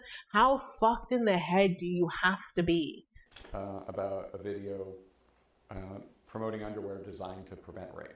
And he wrote, quote, "Rape is a real thing. If you're so worried about it, to buy Kevlar underwear." Why would you ask her about this? This feels like irrelevant to her experience and just like, can we get your opinion on this as one of his victims kind of a thing? I don't know. You'd think you might not get blacked out, fucked up around people you aren't comfortable with. Right. What did you think when you saw that? I thought, here's a man who was drunk and who, by dictionary definition, raped me, and he's blaming drunk women. So I just felt like that was a very odd take to have on that. And I also feel like with all of the comments that he made about women, sexual assault, rape, even, the comments that he had made that was in the New York Times article about, threatening people with rape, like, why does this person have this issue? Oh yeah, he threatened like home intruders to like sexually violate home intruders, but quote unquote not in a gay way. I forgot about that one. That's what she's referencing. Scattered throughout their life, throughout their commentary, like it's on their mind. Why do they have such a strong opinion about women coming forward with allegations? Like, just in a violent way. Yeah. I just feel like this isn't the first time. I know that you have been very reluctant to tell this story. Yeah. Very reluctant. Why did you ultimately decide to do it? Why come forward? A few reasons. One of the biggest ones is that I think that there are a lot of men in this world relying on the silence of women, and to be where they are. And I don't want to contribute to that. I also want to just get my life back. There are going to be people, maybe even his campaign, certainly his supporters, who say this is politically motivated. What would you say to that? I couldn't disagree more. That was actually one of the reasons that I didn't come out. Because you agree with his politics. I do. I really agree with his politics. I think we need somebody with those political stances and who are... Who else was recently accused? Chavez? Wasn't he accused? And the same like logic was, they shared the same logic of not wanting to damage the movement, right? Like, because people do genuinely have these beliefs, and I think that she does. True Steel says, if he has those political stances, what do you mean? Like, you don't believe that he actually believes what he says. Plattner seemed like controlled opposition. You think that Plattner is the plant too? I think that that's like conspiracy time. Like, people were saying that she was a plant. I'm like, the weirdest thing about this is that Donald Trump hasn't said a fucking peep. Like, has he not been made aware? Because I feel like Donald Trump would have pounced on this shit, right? They definitely caught the tattoo, for fuck's sakes. Yeah. Oh, God. The way that was my vibe. They definitely caught the tattoo, for fuck's sakes. Yeah, 100%. Like, I don't know. Like, maybe Donald Trump isn't aware of Graham Plattner and this massive controversy within the Democratic Party, but I'd be surprised if he wasn't. It's kind of weird that we haven't heard anything from him yet, or I haven't seen anything from him yet regarding Graham Plattner, and I feel like he would jump on that shit so fucking fast. Willing to. True Steel says he was anti-Israel, not anti-apartheid or genocide. Yeah, that was a little bit sus to me. I don't know 100% if he actually like ever came out as pro-Palestine or anti-genocide or anti-apartheid or anything like that. But from my understanding, the same assessment as you. It's like, yeah, he may be anti-Israel, but that doesn't mean that he's pro-Palestine. And there's like, you know, given Israel likes to call itself the Jewish state and he has a fucking Nazi tattoo, it's just like, how can you not pay attention to that? True Steel says him wanting to fund the military. Yeah. Mosquito says the opposition has no morality. Of course, the way they would want to infiltrate. We aren't that creative. But why would the thing is like, who would you find to infiltrate the Republican Party? Like, you would have to be able to have the straightest of fucking faces all the fucking time in dealing with these rapacious fucking creeps over on the Republican Party. You would have to have nerves of goddamn steel, the shit that you would see. Okay, yeah, fair enough. Oh gosh. You know, I see his... I could never pass, girl. Me either. Oh my God. I would walk out after 30 seconds. I'm like, no, I feel too fucking dirty. Oh my God, please give me a hot shower and soap right now. Political videos. Cold shower either. I don't really care. Just give me the soap. Why people want someone like him in office. You know, and I felt like me coming forward would essentially potentially take that away. And I felt really uncomfortable with the responsibility of and the weight of my story and what that might do. When people hear this from you, are you saying you should not vote for him because of what happened? I'm not going to go as far as to say that. I'm just here to tell my story, to give a clearer picture of who he is and the type of past that he has. And I just think it's fair to the democratic process to let people know who they're voting for. This has obviously been very difficult for you to talk about for 5 years. And even when you're telling the story, you don't use the word. Yeah. So let me just be, and I apologize, let me be as direct as I can. Did Graham Plattner rape you? By definition, yes. Absolutely. Because he had non-consensual sex with you. Yeah. How many times are you going to make her say this? Jesus Christ, what the fuck? Forced himself on you. How many? What the fuck? Stop it. After you had told him no and fought him off. Yeah. He violated multiple layers of consent that night by coming into my home when I asked him not to, and by advancing on me when I told him not to, and furthermore, another incident that I had told him not to do, and with protection. Yeah. So, yeah. By the way that my nervous system reacted to this experience, absolutely. There are going to be Democrats who say,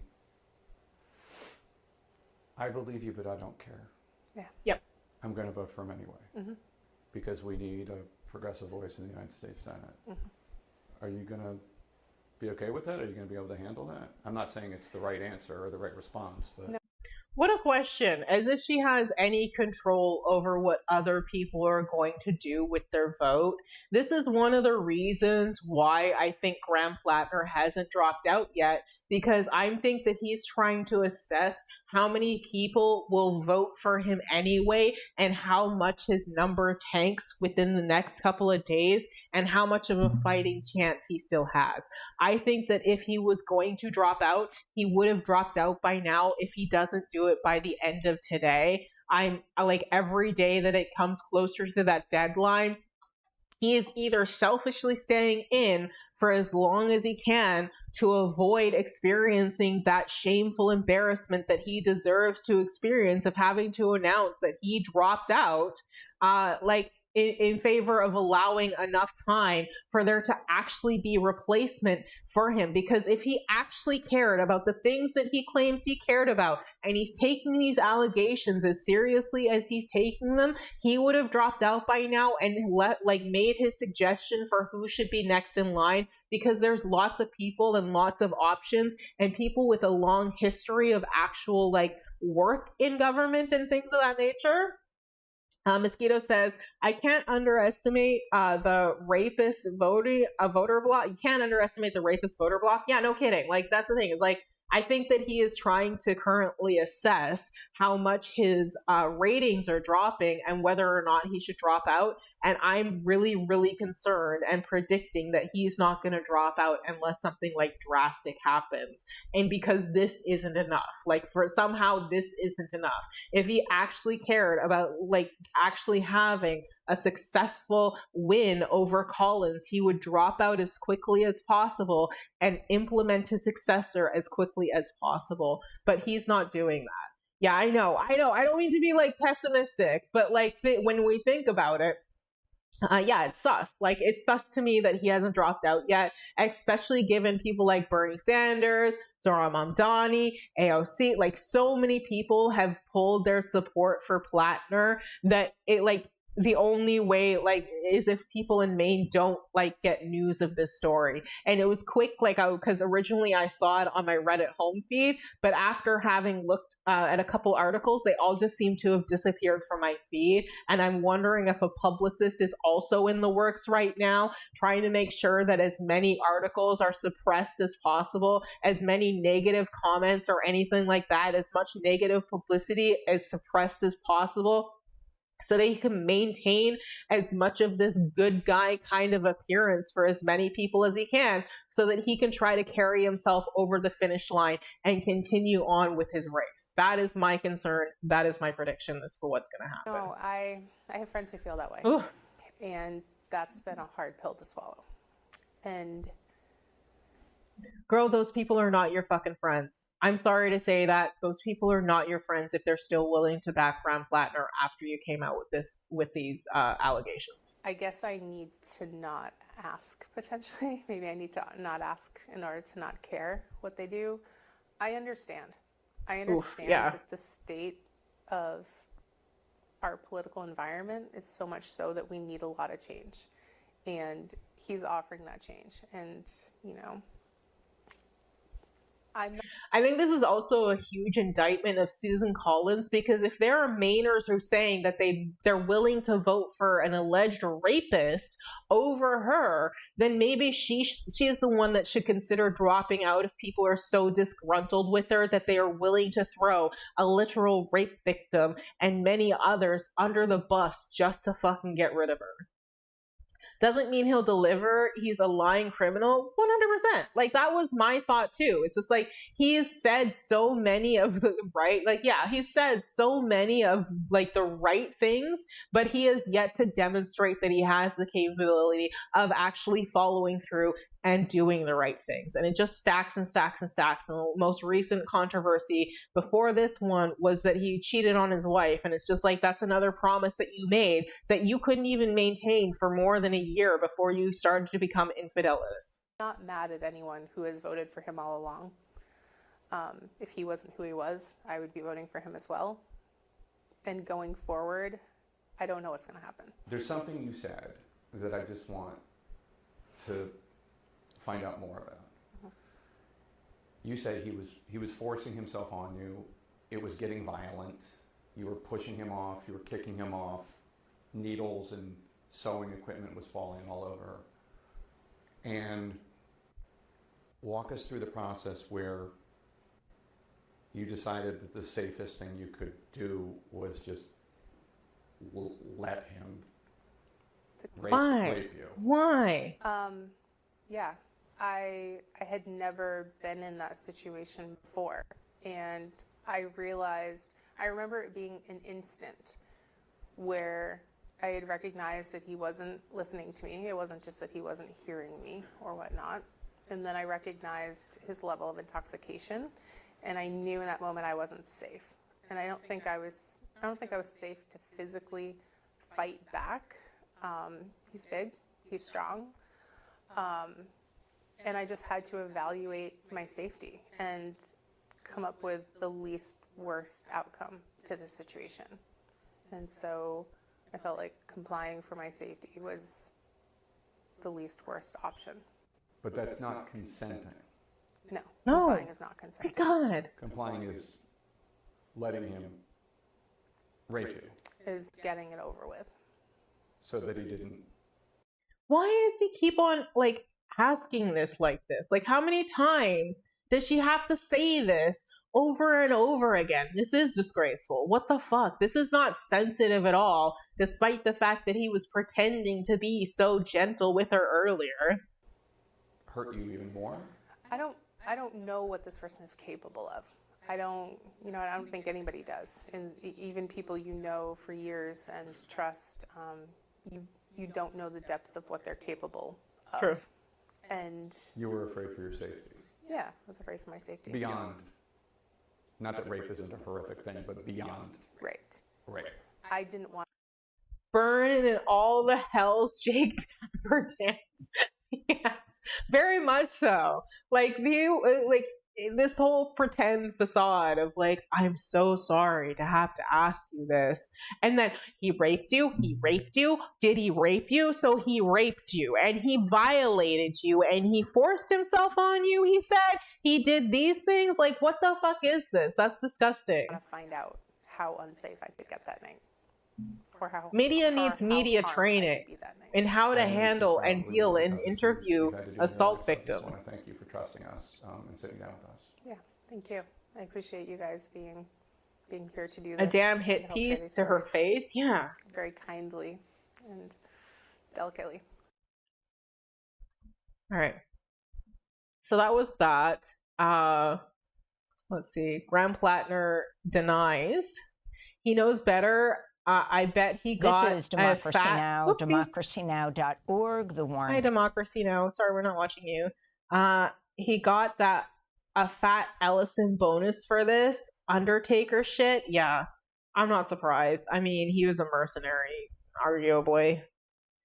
He just looked so empty in his eyes. I remember watching this, and it was just like, you look just so dead behind the eyes when you're talking. Like, there's no real anything back there. I felt creeped out. But here is the response from Graham Plattner.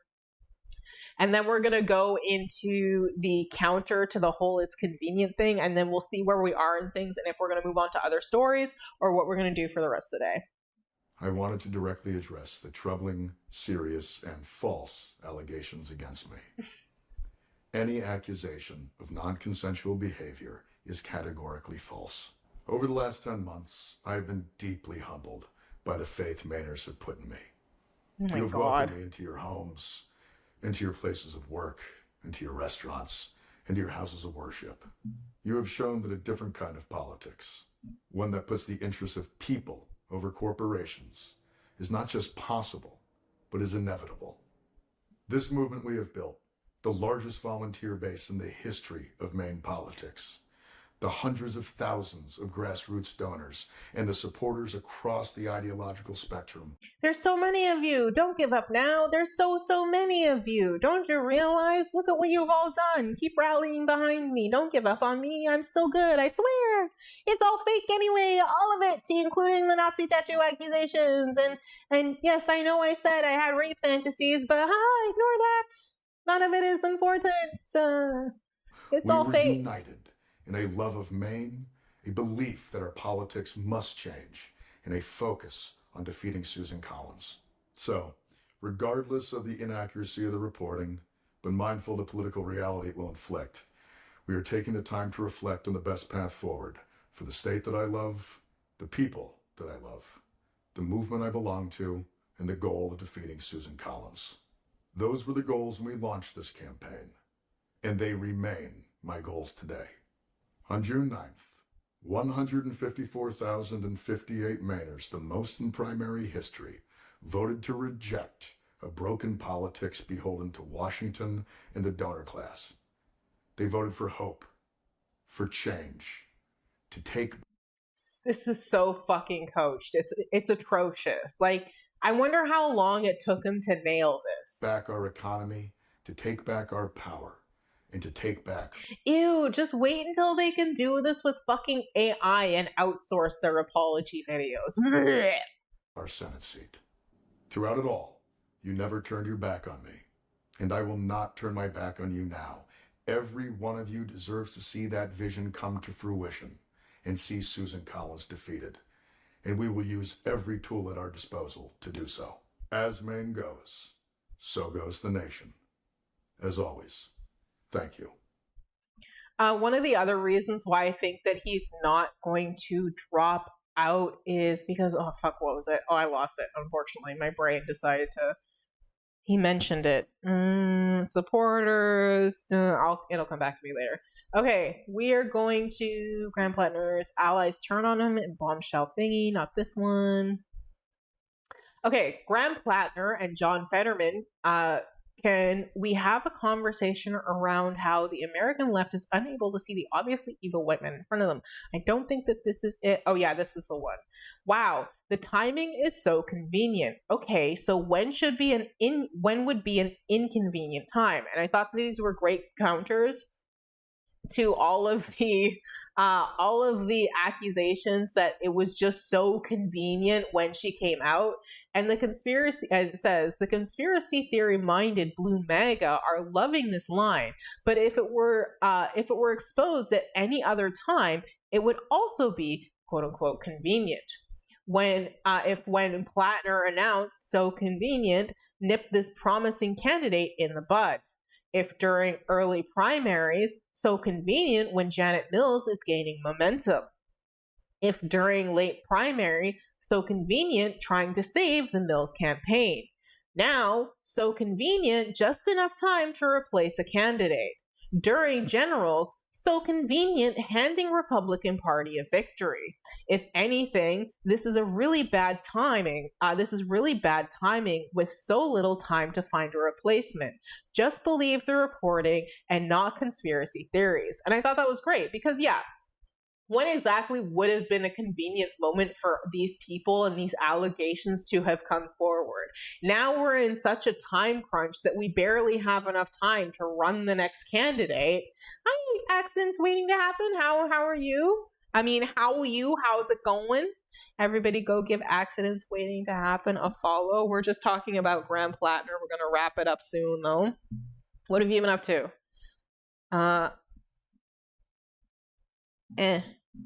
There we go. Oh, my stomach hurts.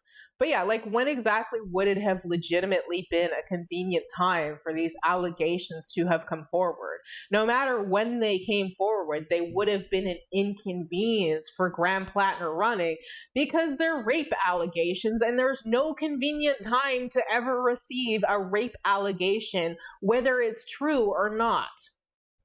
Just enjoying the nice weather. I am jealous. It's only 22 degrees here, but it's still pretty nice. Okay, what do we want? We're going to skip that one. Done with this one. Nope. Okay. Let's go with this one. Plattner will fold by next Monday. I don't think so. I think that Plattner is trying to wait to see how the dust settles. If he was a genuine person and believed in the things that he was saying, he would have dropped out by now. What exactly is taking him? But this is from Hassan Piker's subreddit, and it says, Graham Plattner and John Fetterman, can we have a conversation around how the American left is unable to see the obviously evil white men and are bad people? I think there needs to be a conversation about how white leftists are incapable of seeing obviously evil white men in a negative fashion. E.g., white leftists are glazing a guy with a Nazi tattoo that replaced it with a runic tattoo, which are popular among white supremacists who don't like the swastikas because they consider its origins to be South Asian. First, it was John Fetterman who basically almost lynched a black man for jogging in his neighborhood and then refused to apologize when it was proven the black man was innocent. Yeah, I just found out about this one. That's why I hold a lot of space for people, because not everybody's going to be as informed about this as people who are required to be informed about this type of stuff. Like, it took me a long time to research this, and time is a luxury, and not everybody's going to know every single allegation. That's why another reason why I think Plattner's not going to drop out, because he's trying to wait to see how many people actually see this. I want you to actually consider this. Later, it was proven that this was a completely innocent black man just trying to get exercise and jogging after discovering that John Fetterman had refused to apologize for pointing a shotgun at him and threatening to kill him if he did not obey him. This guy who was who the left chose to support. This was also pre-stroke, so you guys can stop pretending he was an amazing person before his stroke. Jesus Christ.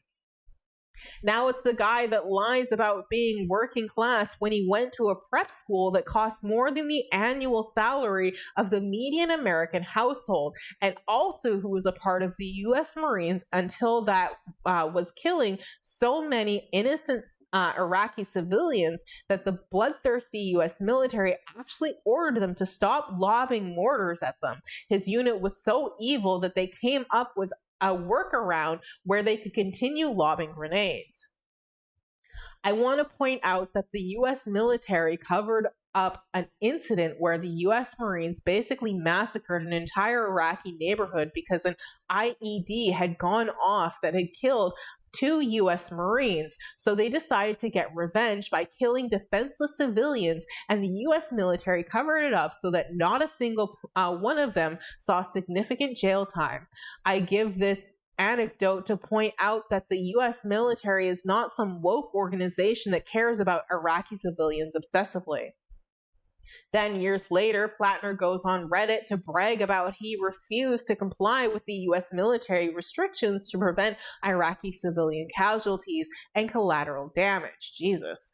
I think it's notable that the vast majority of leftists that supported Plattner were white American leftists. It made me realize that there is a limit to the left in America, and it's really more leftism with American characteristics.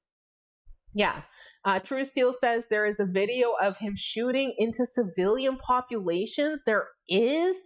What the fuck? If you're able to find it, please link it to me. That's crazy. One thing that should be a very keen lesson is that people are willing to attack non-white folks millions of times harder than any white folks. We as Americans as a whole struggle with this fact. 100%. This was my experience and so many other people's experience when we were trying to talk to you guys about the issues of Graham Plattner and why his Totenkopf tattoo, if not his military experience, should have been red lines rather than red flags. It does not matter whether you are a liberal, leftist, right-winger, etc. People are just willing to give white people multiple of chances than any non-white folks. It isn't just limited to white folks excusing their white folks of heinous things.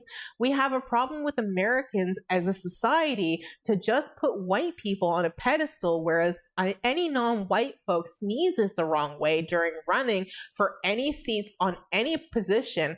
They usually get annihilated and their life is destroyed.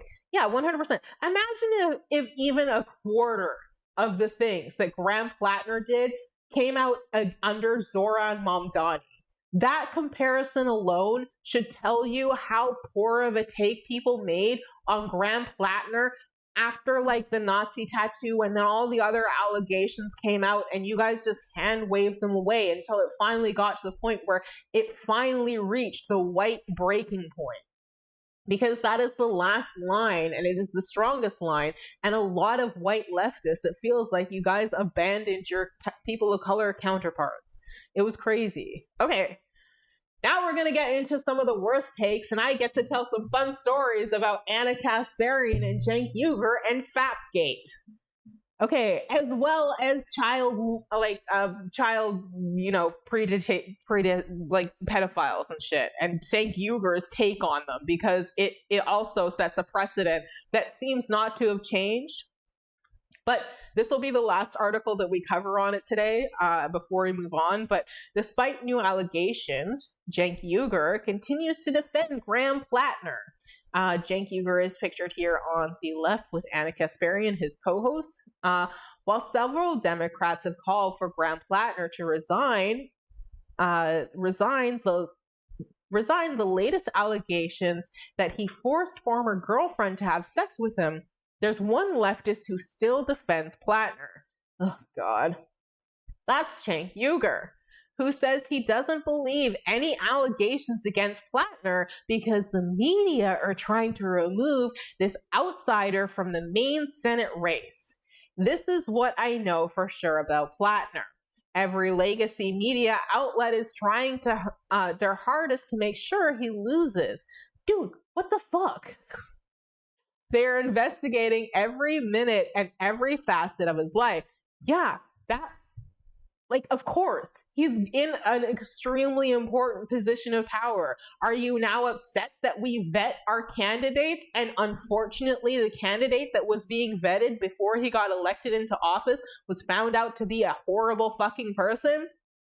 Not just once, not just twice, but multiple fucking times throughout his life, as an ongoing theme throughout his life that hasn't seemed to change anytime soon, with continuous behavior of being disrespectful to women alone, let alone people of color. We don't know what he did on his tours. We just know what he says he did on his tours.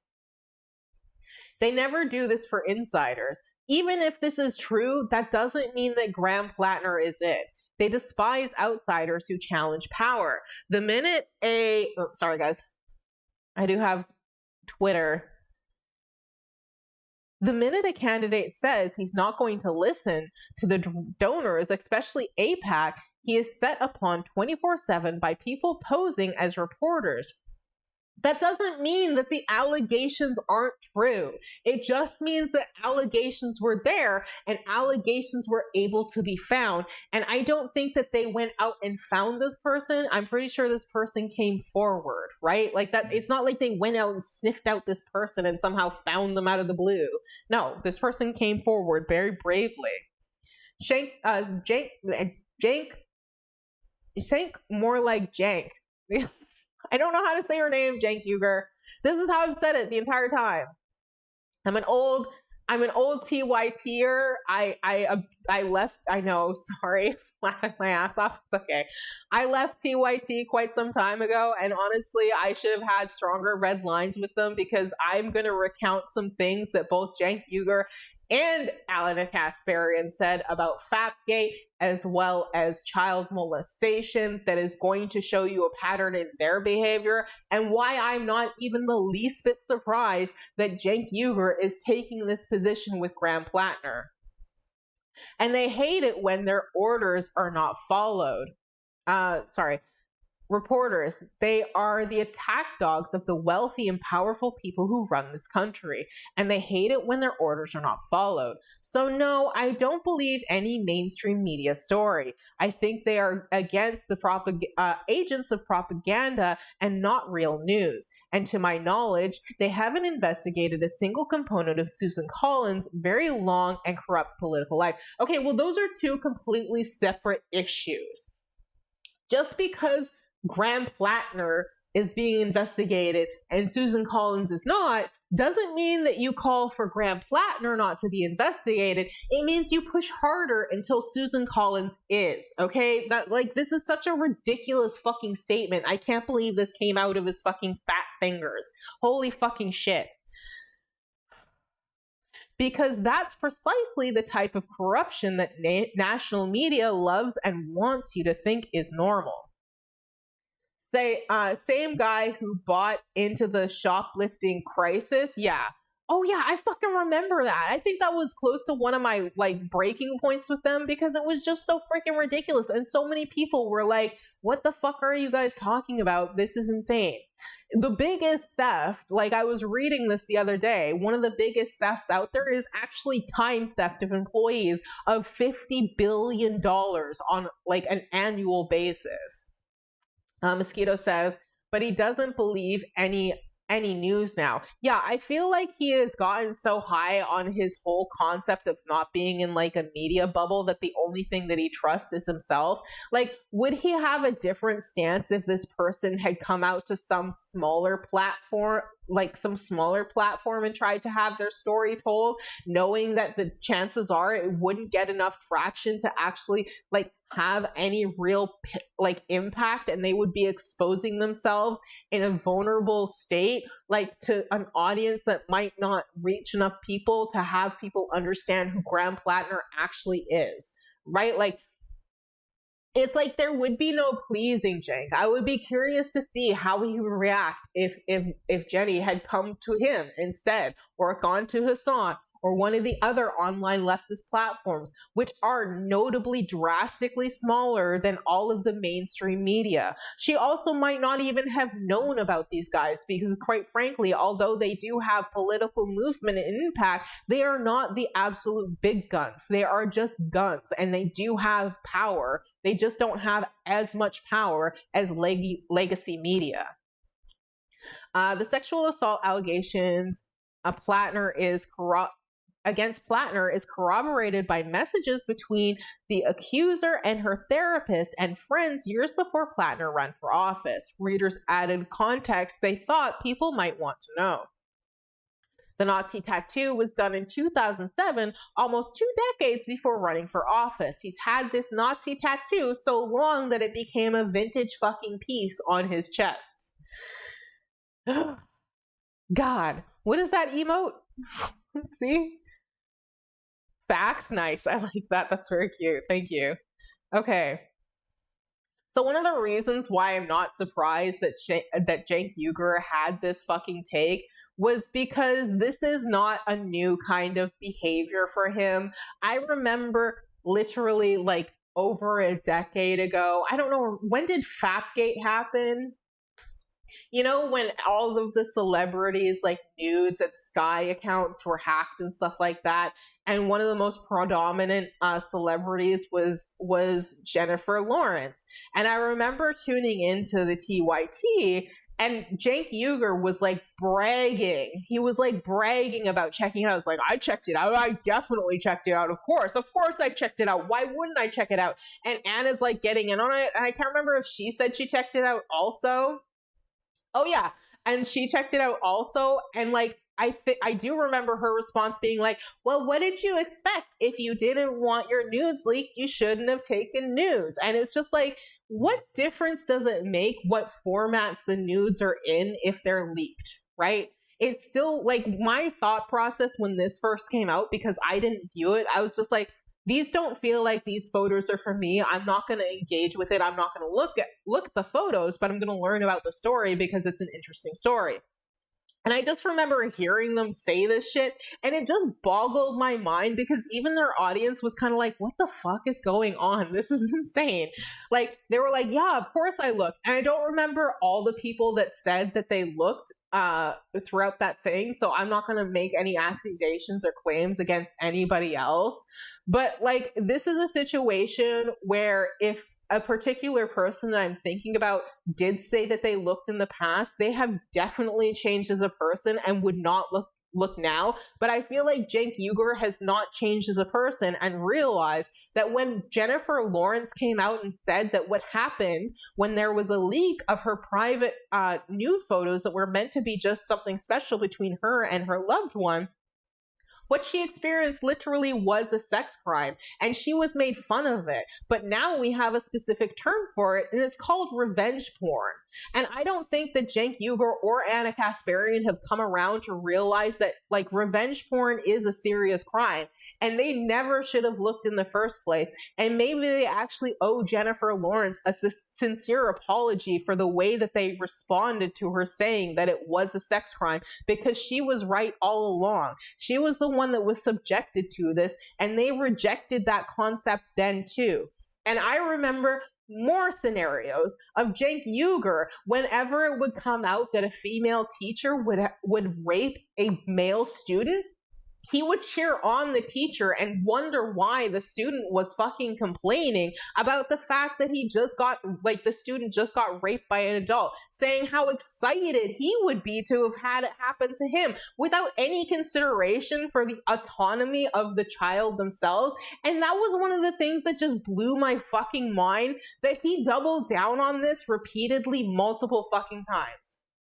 Mosquito says, Mr. Beast posted a link in the description of his YouTube video at the time, apparently. So that's who they were on par with. Oh my God, what the fuck, Mr. Beast? That's fucked up. So many people owe so many celebrities an apology for Fapgate, I swear. And I don't think that many people are gonna have the gall to be like, look back and reflect on this behavior and be like, yeah, that was a poor fucking take. I'm glad that we've grown as a society now to realize how unacceptable this kind of behavior is. Yeah, I've heard some of that. Infuriating. Yeah, like, it was insane. He's just like, oh yeah, what's the big deal? I would be so fucking excited.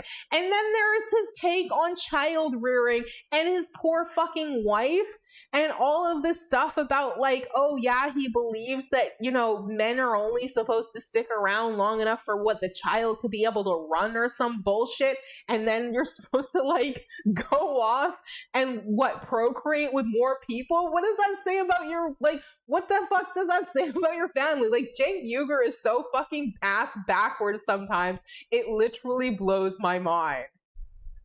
True Steel says, and him shitting on immigrants. I know, like, they have become, I want to say centrist, but they were always probably centrist, and I probably just became more leftist over time. Like, TYT was my introduction to a lot of, like, a lot of US politics and stuff like that, and I did learn a lot from them, but Jesus fucking Christ. Also, you guys canceled the wrong fucking shows. What was that show called with the people, and it was awesome, and it was like pop culture detective or something like that? So good.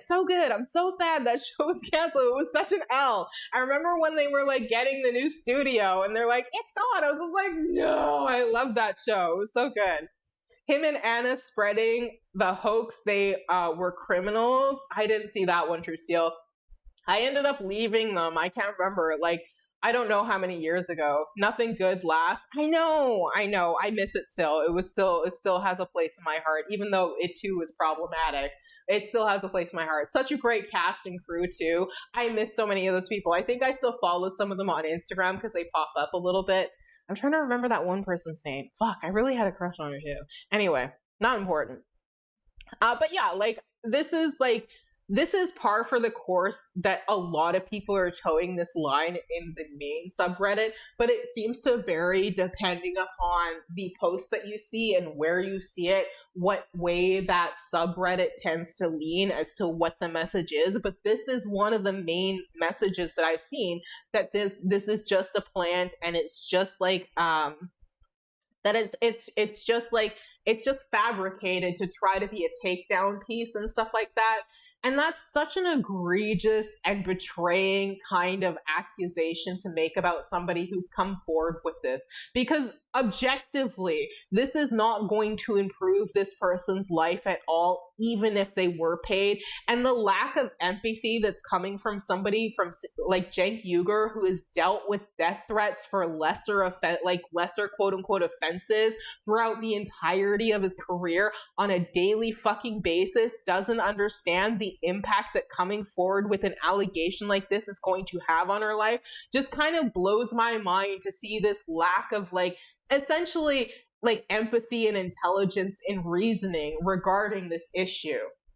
It feels like a lot of people that they were in so hard for Graham Plattner and backing Graham Plattner and making fun of people who were not behind Graham Plattner and didn't want Graham Plattner after they started discovering scandals about him, and not the small things that are reasonably okay, this is just fluff nonsense meant to really upset your oldest great grandma type of stuff, who still has one of those heating blocks that she puts in at the end of her bed that they used to do in medieval times kind of a thing.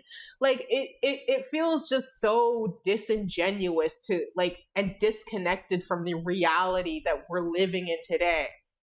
And this sunk cost fallacy that Plattner is it, and Plattner is it no matter what. Well, I hate to tell you, but you're behaving like a cultist maggot.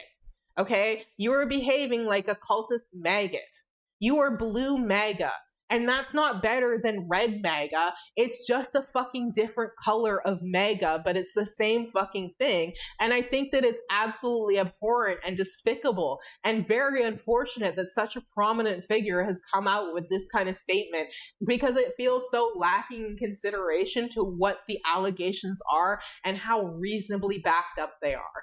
Is all of the evidence fabricated? Is that what he's saying, that there is no reasonable proof unless he saw it happening himself that he would believe it? I would be interested in knowing what it is that it would take for Cenk Uygur to understand that these allegations are not just reasonably plausible. They I believe them to be true. And what exactly is it that would help him cross that line for an accusation to come forward, for him to have ever believed it? If every single legacy media outlet is been crossed off for him, then what avenue would have been satisfactory for her to have taken for you to have believed her? Or would you have just decided to dismiss her out of hand no matter which avenue she tried to take to come forward about this? Would it have been better if she just posted the story on Instagram or something like that, or TikTok, and it blew up and then you were more likely to believe her? Or would you still call her a liar then too? Because that's essentially what Cenk Uygur is doing right now. He's saying that he doesn't believe it. He's saying that these are fabricated, and it's all just an effort to oust Graham Plattner, who is a populist in nature. And I understand that Cenk likes all the things that Graham Plattner says. I did too, until I found out he was a fucking Nazi, and it just progressively got worse from there. And so, I don't know, Cenk has been on my naughty list for quite some time. I haven't paid attention to TYT very much in a very long time. And after this, I can't see any type of change in him that would make me think that it's actually a good idea to listen to him anymore. TYT pushed the Venezuela drug cartel hoax. Oh my fucking god. Were they in support of bombing the boats off of Venezuela and shit like that, and not really caring about what was happening to people and stuff like that? Mosquito Redeemed Hydrate, thank you. I am so thirsty. I've got to get up and drink something. Let me find something to play for you guys. Just give me a second. What do we have? Okay, we'll read that in a second. We'll read about Troy Jackson in a second. We don't need to read this. Okay, no. I'll put on Secular Talk, who was die hard, I'll gargle Graham Plattner's balls and cum in my mouth if it, I'm never not voting for him. And then, this is the turnaround. I know you must be thirsty because you spitting. Thank you. Thank you. Okay, I'll be right back. Just give me a second. Here you go. All right, y'all, got some major breaking news here that dropped earlier today. So Politico is reporting Laugh that my Graham ass off. I Plattner thought accused it of was sexual actually assault. Kyle If you actually talking. read No. the article, the headline says sexual assault. If you actually read the article, Just that, I'll it's be very right back. clear that the allegation is not sexual assault, it's rape. Okay? There's a few things about this that are extra concerning. The previous allegations were easy to dismiss because it was a literal Heritage Foundation Republican insider who was making the allegations. Also, the allegations were effectively, he's a bad boyfriend. This is not that. This is a much more extreme allegation, is point number one. Point number two is she does have some corroborating evidence, and it's also, if we're being serious here, a Democrat who's making the allegation. In fact, she was hesitant to come forward because she says, I agree with Graham's politics, and I was caught between, like, what do I do here? Do I come forward? Do I stay quiet because I agree with his politics? And Graham dropped an emergency video earlier today. Take a look at that. To directly address the troubling, serious, and false allegations against me. Any accusation of non-consensual behavior is categorically false. Over the last 10 months, I have been deeply humbled by the faith Mainers have put in me. You have welcomed me because he really said all that he did.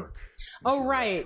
And came out the complex was just awful. What? One that puts the interests of people over corporations. No, in a complex in like Denver, they claim Venezuela drug cartel took over. Oh yeah, I remember that bullshit. And then who was that little twerp? Like, what's his name? Tyler Oliveira or some bullshit? No, he was the Somalis, wasn't he? He was the one who was harassing Somali people, wasn't he? Tyler Oliveira. And then there's another twerp. There's like two of them, and now they're multiplying and doing all this bullshit. Good gracious. We were united in a love of Maine, a belief that our politics must change, and a focus on defeating Susan. Okay, we've already seen this. We're skipping it. Drop out, obviously. And I honestly think he's going to drop out. I think he's almost certainly going to drop out. He's going to throw his weight behind whoever takes his place. There's some conversations about who that'll be, which I'll get to in a second. But let me also just say real quick, if you're a Republican, I am not remotely interested in your Plattner take, because you have nominated a guy 3 times. You weren't interested in people of color on the left's take either. You were literally gargling his cock and balls despite everything. I don't know. Are you interested now? Who was accused of much worse and much more than Graham Plattner. I simply don't want to hear it. There's a literal Wikipedia page dedicated to all of the allegations made against Donald J. Trump. There's nearly 30 different sexual assaults. I don't care about whataboutism, okay? It doesn't excuse anything, right? Like, it's not like, oh, well, Donald Trump did a whole bunch of horrible shit, so we get, like, you know, a couple of passes ourselves because Graham Plattner's not the first, you know? It's just status quo. What about this, though? What about that, though? It's just like, oh my God. Sexual harassment and grape allegations made against Donald J. Trump. Every Republican knows that. No Republican fucking cares. Okay? So I'm just... I understand that upset, but like... You have a fucking conscience now, and you're moral now, when you're not remotely any of those things. So all of you go to Shut the Fuck Upsville, sincerely from the bottom of my heart. This is an internal issue between liberals and leftists and Democrats. Okay? You can go sit in the fucking corner and be the peanut gallery and wear the fucking dunce hat for all I care. So all you can shut the fuck up. That's point number 1. Point number 2 is, if you are Neera Tanden, shut the fuck up. She's going after Plattner now as well. You worked for Bill Clinton. You worked for fucking Bill Clinton, okay? This guy was accused of rape and all sorts of issues way more than Graham has been. Let's be serious about that. I'm not trying to downplay what Graham is being accused of here, but let's be serious. You don't get to pretend like you have a conscience and pretend like you have morality now in this moment. You simply don't, okay? It's convenient when you decide to trot it out. And then finally, I'll point out, listen, man, everybody's now abandoning Graham, and that's going to be effectively the death blow to the campaign. Ro Khanna took back his endorsement. Ruben Gallego took back his endorsement. I'm seeing everybody take back their endorsement. Apparently, Plattner's own staffers are now talking about replacing him. And so there is a legal mechanism at this point for him to drop out, for him to be replaced. And right now it's looking like Troy Jackson might take his place. And Troy Jackson is a former candidate for governor in Maine. He's the most progressive of the potential choices. Bernie backed his gubernatorial run. He's from like the same wing of the party. And like I said, I do think ultimately Graham is going to step aside and basically pass the torch to this guy, realizing that this is going to absolutely jeopardize I hope so. The chance that he's able to defeat Susan Collins. There was a poll that came out like a week or so ago that had the race basically tied. And there's some polls out. I don't think he's yet said that he should, like Kyle Klinsky has said that Graham Plattner should drop out. He's just like listed lots of people who said that Graham Plattner should drop out, but he himself has not said that as far as I'm aware. Today that have Troy Jackson beating Susan Collins. So I don't know. We'll see what happens, but my guess is he's going to drop out. My guess is it's going to be somebody else who's, either DSA or DSA aligned, and this will all be a moot point anyway. But needless to say, it's a horrible story. There are horrible facts in there. You can go read the whole thing over at Politico if you want to see it. Also, just a question. Why are you in your car? Why are you in your car right now? I'm just curious. That'll do it, man. As many others are saying, I think Hassan came out and said, stick a fork in him. He's done. Final thing is, we'll know the country is in a better place when Accident waiting to happen says the Democrat that runs in Plattner's place will have a difficult time. Maine is mostly a red state. I mean, yeah, right now they're just focusing on trying to get rid of Susan Collins. That's why a lot of people really like Plattner, because he got so much motion so quickly and was shown to best Susan Collins and stuff like that. But even with all the controversies, nobody was maybe we should start looking at other places. And so far, I'm not hearing any accountability from people that are okay, maybe we shouldn't put all of our eggs in one basket and entertain, I know that it's difficult to do that, but have somebody in the back pocket just in case something like this happens again. Heaven forbid that it ever fucking does. But maybe we should start paying attention to even just a little bit more than just the person that we have blinders on for, because it will allow us to more effectively maneuver in the future if it's required to do so, and heaven fucking forbid that it is, because that would be fucking awful, although it's likely to happen. We're not going to get into that today.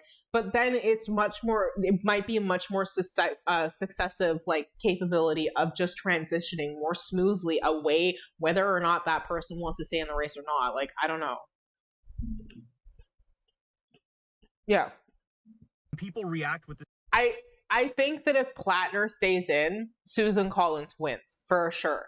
I think that even though Plattner is likely to stay in the race, I don't think that he has a chance to actually beat Susan Collins, right? And I would not blame anybody in Maine for not voting for him, but from what I've seen, a lot of people are they don't really care about what happened. They're still voting for him anyway because they hate Susan Collins so much, apparently because of the Kavanaugh vote and what Kavanaugh was accused of, which doesn't really track for me, and then because of Roe v. Wade and everything else that she's done in her tenure as Maine and state condemnation to arming and funding genocide. Senator, as they're reacting to this. It honestly drives me crazy that the majority of our elected officials in Washington, D.C., right? I know. The majority of congresspeople and senators have voted to arm and fund genocide repeatedly, and it barely gets mentioned. Barely gets mentioned. Nobody. This is fair criticism, but it has absolutely nothing to do with Graham Plattner. Saying they need to be replaced, having hair on. Are you saying that he doesn't need to be replaced? Is this what you're arguing right now? Are you upset that he's being called to be replaced because of serious, rape allegations made against him? Credible rape allegations made against him? You're maybe not. Fire reactions. It's just standard operating procedure. And that's how you know that our politics are currently in hell. What a crazy take. What happened with Graham here and the allegations. The allegations are serious and there's evidence, and they're certainly way more credible than the previous ones. But I just wish that we can get our politics to a place where you also see this kind of a reaction when it comes to genocide. And I think we all need to ask ourselves why that's not already the case. All right. Please don't autoplay. Thank you. All right, let's see. It rebuilt my faith. Goodbye. Done with you. We're going to move on from Graham Plattner and find out later who could replace Graham Plattner in Maine race. 9 possible contenders. So there was always alternates to Graham Plattner. Like, this is one of the most frustrating things to me, is that there was always alternates to Graham Plattner who are reasonably like him. Oh, that's what the one thing was. Another reason why I think that Graham Plattner is not gonna like drop out is because he's apparently made this like demand that he has a say in who replaces him, kind of thing, as if he has a fucking leg to stand on with this. And it's just like, why don't you make a suggestion for who should replace you, since you feel like you deserve so much control still over a situation here? But anyways, Democratic candidate Graham Plattner has not ruled out withdrawing from the main state race after a woman accused him of sexually assaulting her in 2021, a claim he denied to Newsweek. The new allegations was reported by Politico, which interviewed Maine resident Jenny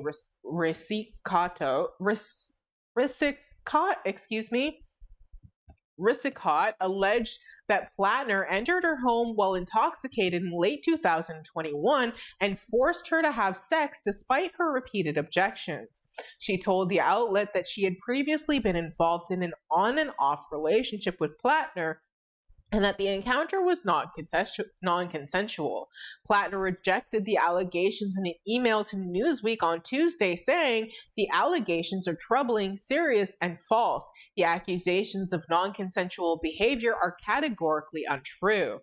But in a video posted on X, he acknowledged the political reality of the situations as Democrats hope to flip the main Senate race, and said he would be considering next steps for his campaign. Some potential candidates on Tuesday signaled they would be open to replacing him as calls for his withdrawal mounted.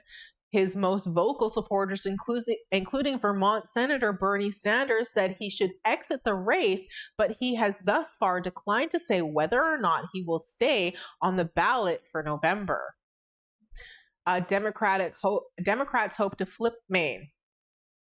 The controversy comes as Democrats hope to topple longtime GOP Senator Susan Collins in Maine, a state that President Donald Trump lost by 7 points in the 2024 election.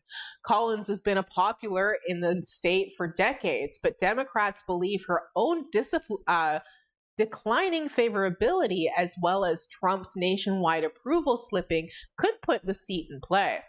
Plattner's scandal would complicate the path to flipping that seat. Losing Maine would also make it more difficult for the Democrats to flip the Senate from Republicans. Ronald Schmidt, professor of political science at the University of Southern Maine, told Newsweek that beating Collins was always going to be a hard task for Democrats, and these allegations don't make it easier, but Collins is not untouchable, and Democrats will still have a shot at winning. The best tool a Democratic candidate, would have is an energized Democratic leaning electorate come November. That is still very much doable, he said. Replacing Plattner would be Democrats' best chance of flipping the seat, Dan Shee, a professional of political science at Colby College, told Newsweek. I think another candidate would likely have a better chance to beat Senator Collins than Plattner, even without a new scandal. There are too many moderates and are not crazy about Susan, but also can't stomach Plattner. To be honest, my guess is that Collins' team would love to see Plattner stay in the race, he said. Yeah, because she knows that she could likely trounce him, especially now, unfortunately. How Graham Plattner can still be replaced. Maine election law provides a mechanism for replacing a general election nominee after the primary. Under Title 21A, S 374-A, a political party may name a new candidate if its nominee withdraws by 5 p.m. of July 13th, which I guess that's the only fucking convenient aspect of this, is that there's still time for him to withdraw. I don't know, man. There is no real silver lining. This just blows. This means that despite his primary win, Democrats can still have a different nominee in November, and I sincerely hope that they do. If that happens, the party has until 5 p.m. on July 27th to select a replacement nominee. The process is handled internally by the party. I mean, hop to it. Hop to it. Drop out, PLATNER. Drop out so that this process can start now, so that they can start running and catching ground right now. Like, why are you not dropping out? James Melcher, professor of political science at the University of Maine at Farmington, told Newsweek there is opportunity for Mainers to have a say in the process, though no plans have been announced as to how PLATNER would be replaced. Accident says Monday is the deadline for pulling out because of printing a new candidate on the ballot. Okay, that makes sense. Good cripes. Oh my God. Come on, PLATNER. What the fuck are you doing, you selfish bastard? Holy crap. He said there could be a sort of statewide caucus, and that the party's message appears to convey that the process will be something where there's going to be an opportunity for a lot of input. To do anything other than that, I think would alienate a lot of PLATNER supporters who have felt like the party establishment or the political establishment is out to get them, doesn't want them, he said. I think they have to be very careful not to look like that. Who could Maine Democrats pick to replace PLATNER? Democrats have a large bench of Maine of potential candidates who could replace him as the nominee if they are interested in doing so. Here's a look at 9 potential contenders. The top one is Troy Jackson, although there is some sort of potential unsubstantiated, apparently long-held secret that he like threw a bottle at some woman. So it's like, do we not have anybody? This is like everybody trying to cast like Sydney fucking Sweeney in whatever sort of like movie because they want to fact tour, man. Like, do we not have alternatives? Like, literally, do we not have alternatives here? Holy crow. Troy Jackson, the former president of the Maine Senate and for logger from Allagash, could appease the progressive base that initially backed PLATNER. He ran for governor of Maine this year, but came third in the Democratic primary. Jackson had received the endorsement of more than 20 unions and a Vermont Senator, Bernie Sanders, who said Jackson was the candidate who would stand with the working class families against enormous power of the moneyed interest. I think a lot of the concerns about Jackson is like, is he pro-Palestine? Is he anti-Israel? Is he for stopping weapons supplies and money supplies to Israel? Like, is he for cutting off Israel and putting pressure on Israel to stop the genocide in Palestine? And then does he also have all of the aspects that people liked about PLATNER so much? And he does have all the other aspects, but I don't know much about his Palestine stance. So that would be something that I think that would be important for him to get out there and answer right away if he hasn't had a strong enough base yet. After losing the primary, Jackson said that his campaign showed a new generation of Mainers from all walks of life that a better world is possible, and that what it built does not end today. Jackson would be a strong candidate if the idea is to have a candidate the most like PLATNER minus the scandal, Melcher said. I think another reason why they don't like Jackson is he's kind of like milquetoast boring, but like, who cares? He doesn't have the scandals and stuff that PLATNER does. Jackson would be a strong candidate. The former state Senate leader said in a statement on Tuesday, he is weighing the best path forward to support our progressive movement and the working class political revolution Mainers are fighting for. To all of you who have poured your passion, dedication, and hope into this movement, I know you are hurting, and I want you to know that your efforts are not in vain. Your contributions matter. Your time matters. You matter, he wrote. Jackson would have a lot of momentum, Shea told Newsweek. He did very well in the last few weeks of the primary race, he said. A Wedgwood poll found that Jackson would be in a stronger position than Plattner to take on Collins. The survey conducted between July 4th and July 6th amongst 405 likely voters gave Jackson a 5-point lead with a 48% to Collins' 43%. Plattner was down 4 points with 46% to Collins' 50%, while Governor Janet Mills and Collins were tied at 47%. Neera Shah, I hope I said that right.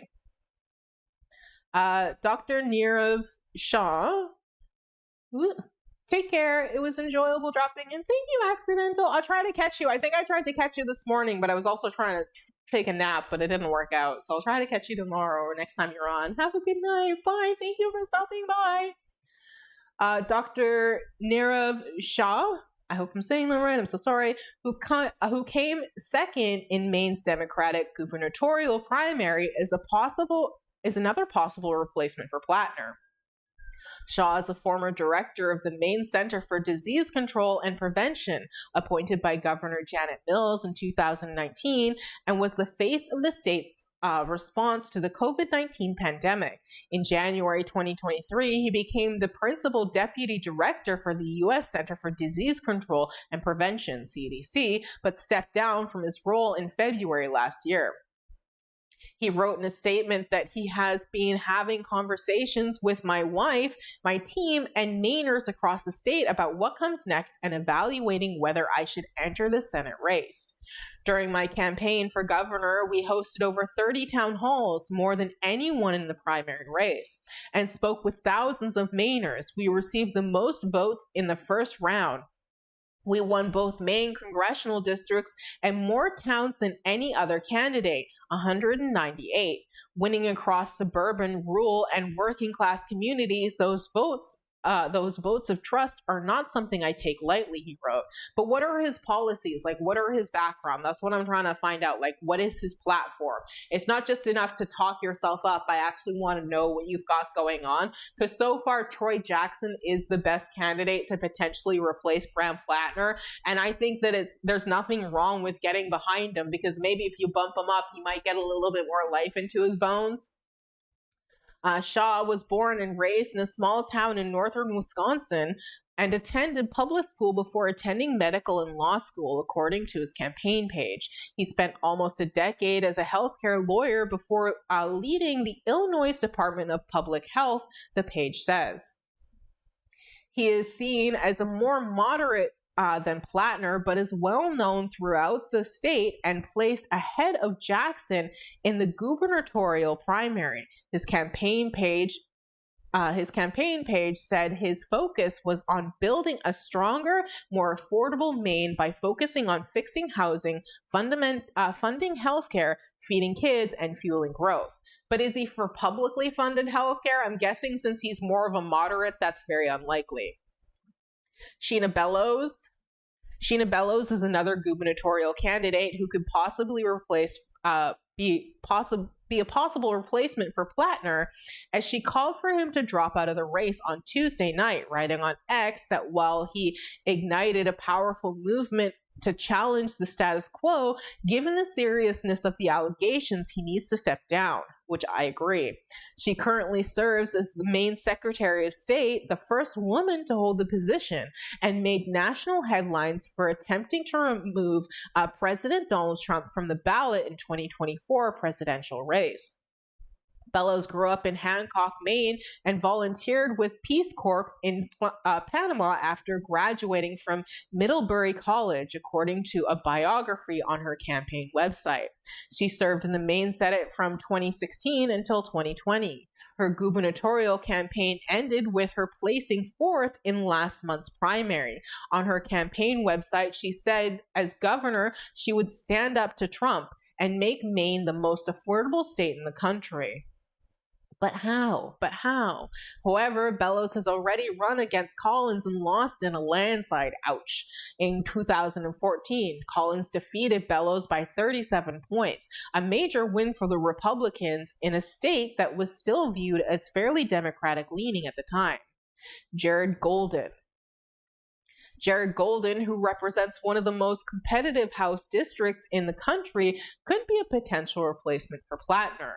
Maine veteran, he was first elected to Congress in 2018, representing Maine's 2nd District, a vast rural area comprised of northern parts of the state. It's the more conservative of the state's 2 districts, having backed Trump by about 9 points in the 2024 election. Despite that, Golden managed to win on the same ticket. His ability to win in a conservative part of the state has fueled speculations about whether he could someday seek higher office. But he announced last year that he will not seek re-election of the House of Representatives and has not signaled interest in jumping into the Senate race. He announced the decision not to seek a new term in an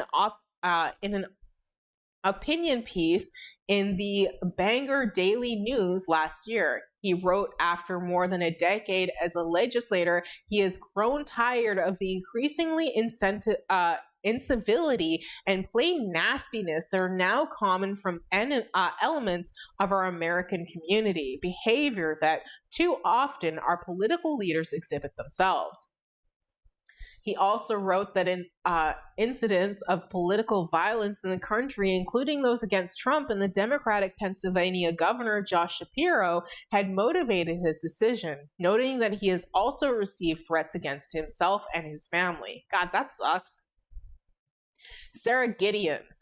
Democrats also turned to their 2020 nominee against Collins, Sarah Gideon, who gave Collins a close race despite falling short.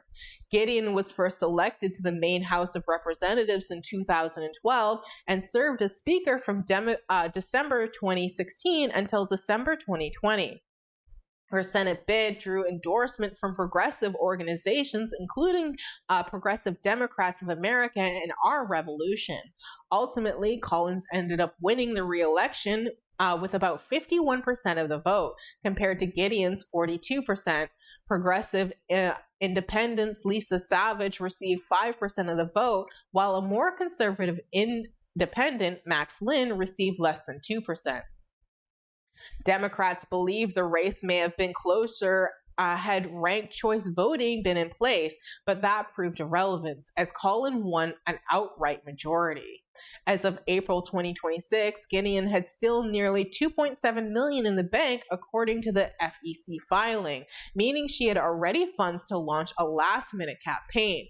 But it's less clear if Democrats would be interested in picking a candidate who already lost to Collins. Plus, we don't know any of her leanings. Is she more centrist? Is she close to Plattner? Is she just an option? Democrats could also pick Janet Mills, which we're not going to do that one. David Costello. Democrats could even turn to the lesser-known candidate who ran for Senate race. David Costello stayed in the race through the end, but received only about 8% in the primary. I think that's too low for given the amount of time that we have. He also ran for Senate in 2022, but most Democrats backed Senator Angus King, an independent who caucused with Democrats. His Senate campaign website described him as a candidate with the background and experience to defeat Collins. Born in Bangor, Costello began work early before going to work in senior-level government and non-government positions in the U.S. and abroad for more than 30 years, according to the website. Jordan Wood, who served as former Representative Katie Porter's chief of staff, left the Senate race after Mills entered the race. His campaign website said he moved to the Washington, D.C. after college for a career taking on the establishment and battling corruption. He was the vice president of End Citizens United before he went on to serve as Porter's chief of staff, where he helped her take on powerful Wall Street banks and financial interests, the website states. Oh my God, this is like long. The website says his first priority as senator would be to enact sweeping campaign finance reforms and stamp out big money influence. I don't know if any of these guys are relevant. Oh God, what does this guy say? I think this is the last one, and the last option is Dan Kleben. Why does that name sound familiar? Oh God. Dan Kleben, founder of the Maine Beer Company, also dropped out of the race after Miller announced a run. He endorsed her in a video post on social media in October, saying Mills is the right leader for the moment and is in the best position to win. Kleben earlier told the Maine Morning Star that he entered the race to do what's right for Maine, as he had when he started his company with his wife and brother after being laid off from his job at a law firm. In that interview, he said he wasn't sure where he stands politically compared to Plattner, but described himself as a small business owner and gets shit done Democrat.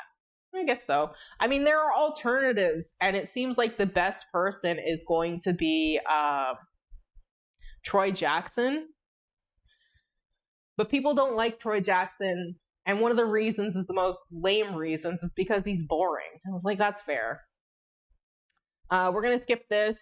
We're just going to read this quickly. Just give me a second, and then we're going to move on from there and see what we do from there. Because it's been a long ass freaking day so far. Thank you for everybody who's hanging out so far. It's been lovely.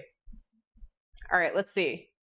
It's healthy for a public servant to be boring. I know. That's what my thought process was too. Like, it's nice to be energized and feel like energized to go and vote for somebody, and it definitely increases like the likelihood that you're willing to go and vote for somebody.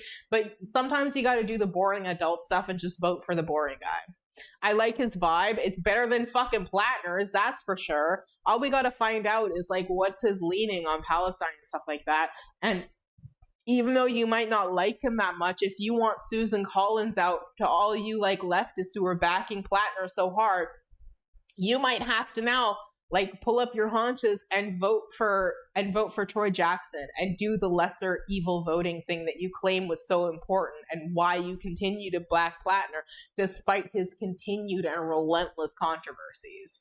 Yeah, he's got a ton of experience. Yeah, he actually, like, that's another thing. He's like, he actually has backable, improvable experience, whereas all that Graham Plattner has is fancy fucking words and empty fucking promises, which he's expressed multiple times through his behavior that he can't even manage himself. Summer is peak season for hot weather delights like fresh berries and salad greens, but for now you may want to consider cooking or at least thoroughly washing raw fruits and vegetables. You should always do this, but especially now. A parasite called Cyclospora, which can contaminate raw produce and cause ferocious and long-lasting bouts of diarrhea illness, is making people sick across several states. Michigan, which typically identifies about 50 cases of cycloporiasis in a year, has reported almost 600 cases as of July 4th, according to the state's Department of Health and Human Resources. Oh my God, wash your freaking vegetables, ladies and gentlemen. Sounds fucking horrifying. New York State, excluding New York City, has seen 107 cases since May 1st. It typically logs 500 to 7 cases statewide each year, according to the New York State Department of Health. So that is quite a drastic increase in such a short amount of time. The U.S. Centers for Disease Control and Prevention say that it's typical for case counts to rise in the summer. Nationwide, 145 cases were reported by 17 states between May 1st and June 16th, and at least 20 of those have been hospitalized. Oh my God, according to the CDC. Michigan's recent cases are not included in the CDC's total. Federal and state health officials say there is no evidence of a single multi-state cyclopora outbreak linking all cases. Investigations to identify potential clusters and sources of illness are ongoing. So basically, wash your freaking vegetables, because Jesus Christ, you may end up accidentally like shitting out of your asshole like you're a fire hose. So be careful. Cycloporiasis Psoriasis is caused by a single-cell parasite that carries in human feces. Ew. It gets onto food, and when water contaminated with feces is sprayed on crops, once on plants in the humid environment on a farm field, it begins to multiply, said Dr. David Freeman, professor emeritus of infectious disease at the University of Alabama in Birmingham. It can often be a problem for travelers, through the CDC says. The case is currently under investigation, did not report travel in the 2 weeks before they got sick. Uh-oh. Though no specific food has been implicated, the current outbreak, Freeman said there are 2 categories of produce that seem to turn up often and as the source of the outbreaks. What Freeman calls the basil and herb category, cilantro, basil, plants that grow and that you might put in a salad or use as a garnish, and the fresh berry category, which he described as strawberries, blueberries, melons, things that grow in a field. This parasite is killed by heat, so cooking normally takes care of it. But when the weather warms up and people look for ways to leave their stove off, this stomach-churning bug finds an opening. Fuck. To keep from getting sick, it's important to thoroughly wash your fresh produce before eating it. Just the act of washing it with a lot of water is certainly going to get the organisms off of there, Friedman said. Thoroughly washing hands and kitchen counters as well and cutting surfaces is important too. So basic general hygiene is important, obviously. But be aware, Friedman said, that bleach doesn't kill the parasite, so Clorox wipes used on the go or at a picnic won't do the trick. Instead, thoroughly hand washing with soap and water and a follow-up with an alcohol-based hand sanitizer are safer bets. Friedman says the primary symptoms of the infection are frequent bouts of watery diarrhea, loss of appetite, and low-grade fever, and these can start 2 to 14 days after eating contaminated food. Stay hydrated, replenish electrolytes, and with a drink like Gatorade or Pedialyte is important if you get sick, he added. If you're having really bad diarrhea and you're having some fever, I would probably seek medical help right away, said Friedman. Okay, I just wanted to cover that before we finish up for the day. I think we're going to skip the PLATNER assault story, left key details out. I don't know. Yeah, we'll skip it. It's 25 minutes. It's been a long freaking day. We're going to finish up for the day. Thank you so much, everybody. Where should we go? Who's online? If you have a suggestion, let me know where we should raid to. Oh. What's going on here? No.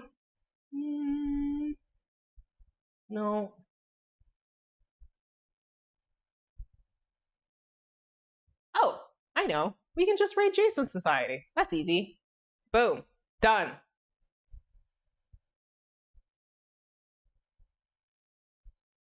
Wrapped Blue? Organization my coworkers want me to go to. Jesus Revival. Oh, that sounds fun. Oh, love him also? Yeah, he's great. Let's check it out. All right. Are you going to go? Are you going to go to the revival? Will Jesus show up? Do you think that he'll bless you? All right. Thank you so much, everybody, for hanging out today. It was tons of fun. I mean, it wasn't really tons of fun, but it was really good interacting with you guys and stuff. And it was, Society. No, not while PLATNER is being, Palestinians are being murdered. Yeah, not that much fun, but it was good interacting with you guys today. Is Peacefire Now on right now? I don't know if I follow Peacefire Now. I should be. Do you want to raid Peacefire Now instead? Both are. The place choose more. I don't know. Okay, let's see. Quick, Jason's Society or Peacefire Now? I thought you have to mutually follow to actually raid. Well, I can follow them in a second. Let's see. We can always try it. I thought I followed Peacefire Now. So suggestions later, maybe? Okay. I'll save him for next time. Thank you so much, everybody. It was wonderful chatting with you. My name is Wax Philosophical. I like to wax the philosophical. And today was quite a heavy day, but we made it through it. Thank you so much. I am actually going to go and try and fall asleep because my ass is so tired. Thank you so much, everybody. I will be back Friday, and we're going to do a fun Friday. We're going to relax a little bit. There is this Reiner, what's his name? Reiner something, the famous actor. Like, there is this amazing rabbit hole that we have to go down about his life, and we will definitely play Mecha Chameleon then, I promise. I've been putting it off for 2 days. I'm not trying to be a Hassan Piker gamer, but we will do it. But thank you so much, everybody. Before I completely send you off, I'm gonna show you this cute, adorable cow. This cute, adorable cow before we officially raid. Here, look at this cutie. So happy. So happy. Oh no, it stopped playing. So happy that he gets his stuff. All right. Let's give it a watch. Thank you, everybody. Have a wonderful rest of your hump day, and I will see you all Friday at 1:30 p.m. PST. Thank you so much. Mosquito, it was lovely chatting with you. You be good. Bye-bye. Bye-bye, guys. Bye-bye. Look at this happy guy. So happy. So happy. Okay, bye.